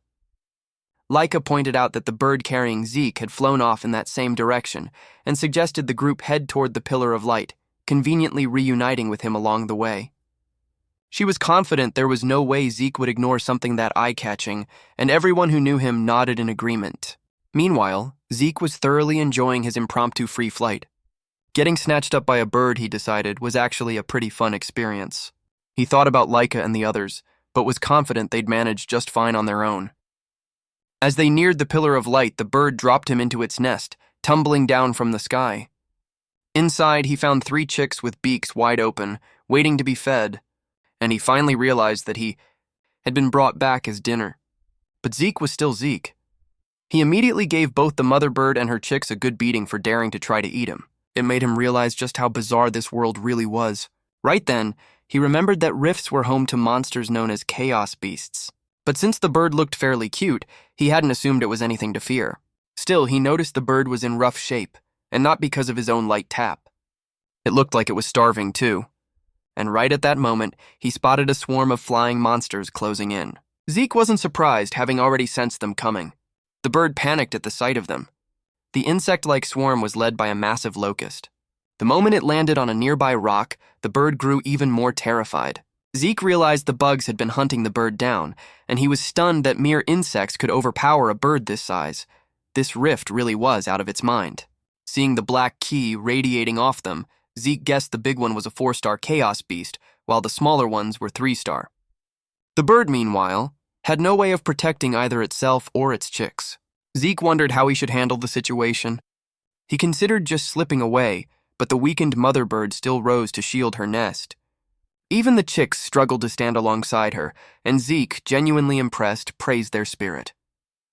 Seeing they were determined to fight, Zeke promised to lend them his strength for a while. He turned to face the swarm, its killing intent so thick it felt like the bugs existed for no purpose but slaughter. And he understood exactly why they were called chaos beasts as one lunged forward. But Zeke caught it and snapped it clean in half. Watching him take down one of their own without a moment's hesitation, both bird and bugs alike were equally stunned.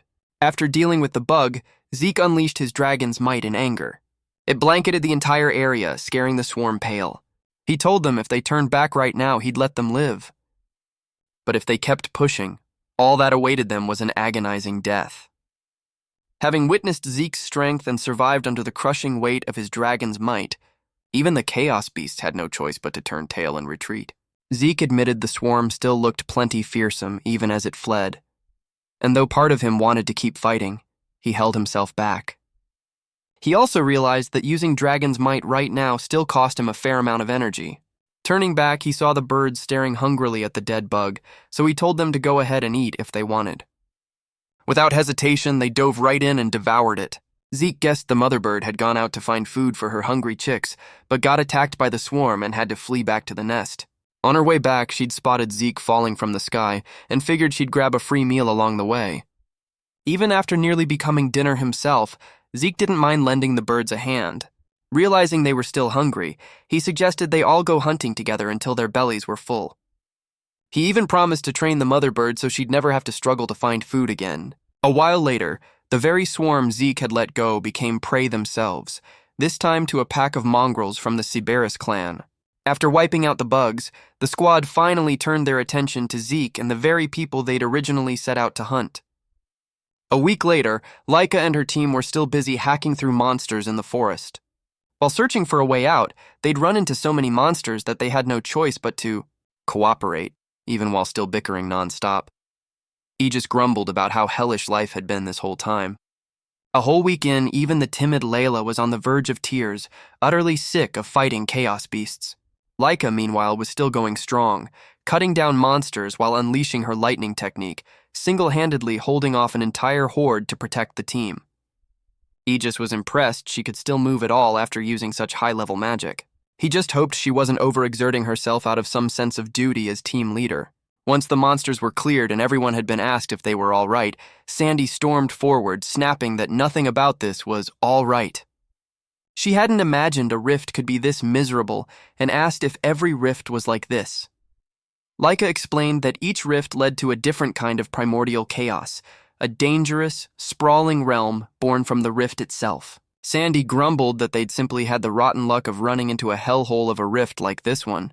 She still refused to calm down, continuing to rant until Laika finally spoke up and told her to settle. Sandy listened and agreed to hold off on complaining until the mission was over. Aegis could only thank the heavens that Laika was able to keep Sandy in check. He remarked that they'd been in the forest for far too long when Vanille announced the wind currents had just shifted, a sign they were close to the exit. Sandy asked if he was sure. Vanille shot back. Why would he lie? Especially after a whole week of her screeching loud enough to burst his eardrums. Laika immediately ordered everyone to sprint toward the exit while they still had the chance, and Sandy lit up like she'd just won the lottery when she finally spotted the light of the exit ahead, thoroughly sick of those pesky bugs. But the moment they stepped out of the forest, Sandy, hoping for a scenic view, was crushed to find nothing but a barren, rocky landscape. She crumpled all over again, while Aegis admitted this area looked like trouble was already waiting for them. Still, the pillar of light they were searching for was drawing closer. Laika asked Aegis if that light was really what she thought it was, and he confirmed there was no mistaking it. He said it was the glow of a chaos stone, exactly as the instructor had once taught them. Their instructor had told them the mission wouldn't count as complete just by collecting mana water. To truly conquer the rift, they had to destroy its very source. Only the chaos stone could seal a rift shut. Simply put, it was believed to be the ore that created the rift itself. But their instructor had once explained to Aegis that it wasn't merely the source. The stone itself was a threat all on its own. It constantly emitted enormous amounts of energy to keep the rift sustained. And that very energy corrupted the local ecosystem, twisting living creatures into chaos beasts. A Chaos Beast's instinct came down to just one thing: slaughter. They wiped out everything in their path until they'd conquered an entire world. Then they'd seek out another world, crossing through rifts to invade it, following the exact same process they had with their own world. Hearing this, the group admitted the Chaos Stone really was terrifyingly dangerous. Review. Sandy grew anxious about having to track down both the Chaos Stone and the Mana Water, but Aegis pointed out the two were always found close together. The textbook said so clearly. Their instructor had confirmed as much, saying the very first task was to locate the Chaos Stone. He'd said every stone had its own unique properties, but they all shared one trait: emitting such massive energy that you'd know the moment you got close. Back in the present, Vanille realized that simply following the pillar of light would lead them straight to the Chaos Stone. Oddly enough, Sandy and her two sworn enemies had gone quiet for a while. Aegis, trying to keep the peace, said it would be perfect if they ran into Zeke right there at the Chaos Stone. Laika agreed, hoping Zeke had already noticed the Chaos Stone himself. Vanille shouted at them to focus on getting there instead of worrying about Zeke. But Layla caught him red-handed, asking if he was actually worried about him too. Vanille snapped at her to be quiet as they trudged across the rocky terrain. Laika was surprised they hadn't encountered a single monster yet, while Layla thought that was all the better, since she was already completely worn out. Aegis, however, sensed something was off, since in theory, an incredibly powerful Chaos Beast should always be guarding the Chaos Stone. As they approached the stone, Laika told the team to stay on high alert, since the air around them felt eerily unsettling. A few minutes later, they reached the stone, surprised that absolutely nothing had happened along the way. Simply standing near the massive stone was enough for them to feel the overwhelming dark energy radiating off it. Sandy looked disappointed she hadn't gotten to fight a single monster, when suddenly a shadow appeared overhead. Laika immediately warned the team, and they spun around just in time to see something strange come crashing down, the impact shaking the very ground. As the dust cleared, an ecstatic Zeke stepped out, greeting his teammates like it had been ages since he'd seen them.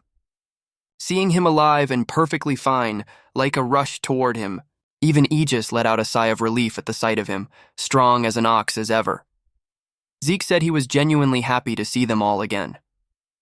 He even complimented them on looking so full of life, though Vanille shot back, asking exactly where he saw full of life in the state they were in. Right in the middle of the reunion, Alan pointed off into the distance, toward a massive monster lying dead and sprawled out. Zeke casually revealed he'd just taken care of it not long ago. Not long after, Sandy froze at the sight, recognizing exactly what kind of monster Zeke had single-handedly taken down. She asked outright if he'd really killed it, since it was the exact terrifyingly powerful Chaos Beast they'd heard about. Zeke replied it had just charged at him out of nowhere, so he'd had no choice but to send it packing, for good. Laika suddenly realized why they hadn't run into a single monster on the way to the Chaos Stone. Zeke had already cleared them all out, and he confirmed it. Hearing this, the entire team arrived at the same conclusion in unison. Zeke was absolutely insane. Zeke pointed at the stone, saying he'd guessed it was the Chaos Stone and had been waiting there for them.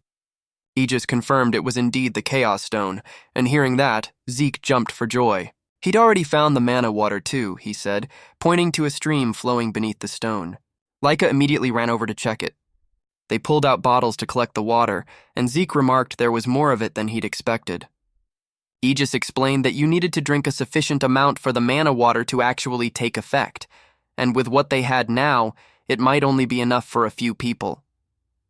Sandy, utterly exhausted, couldn't be bothered to listen to the explanation.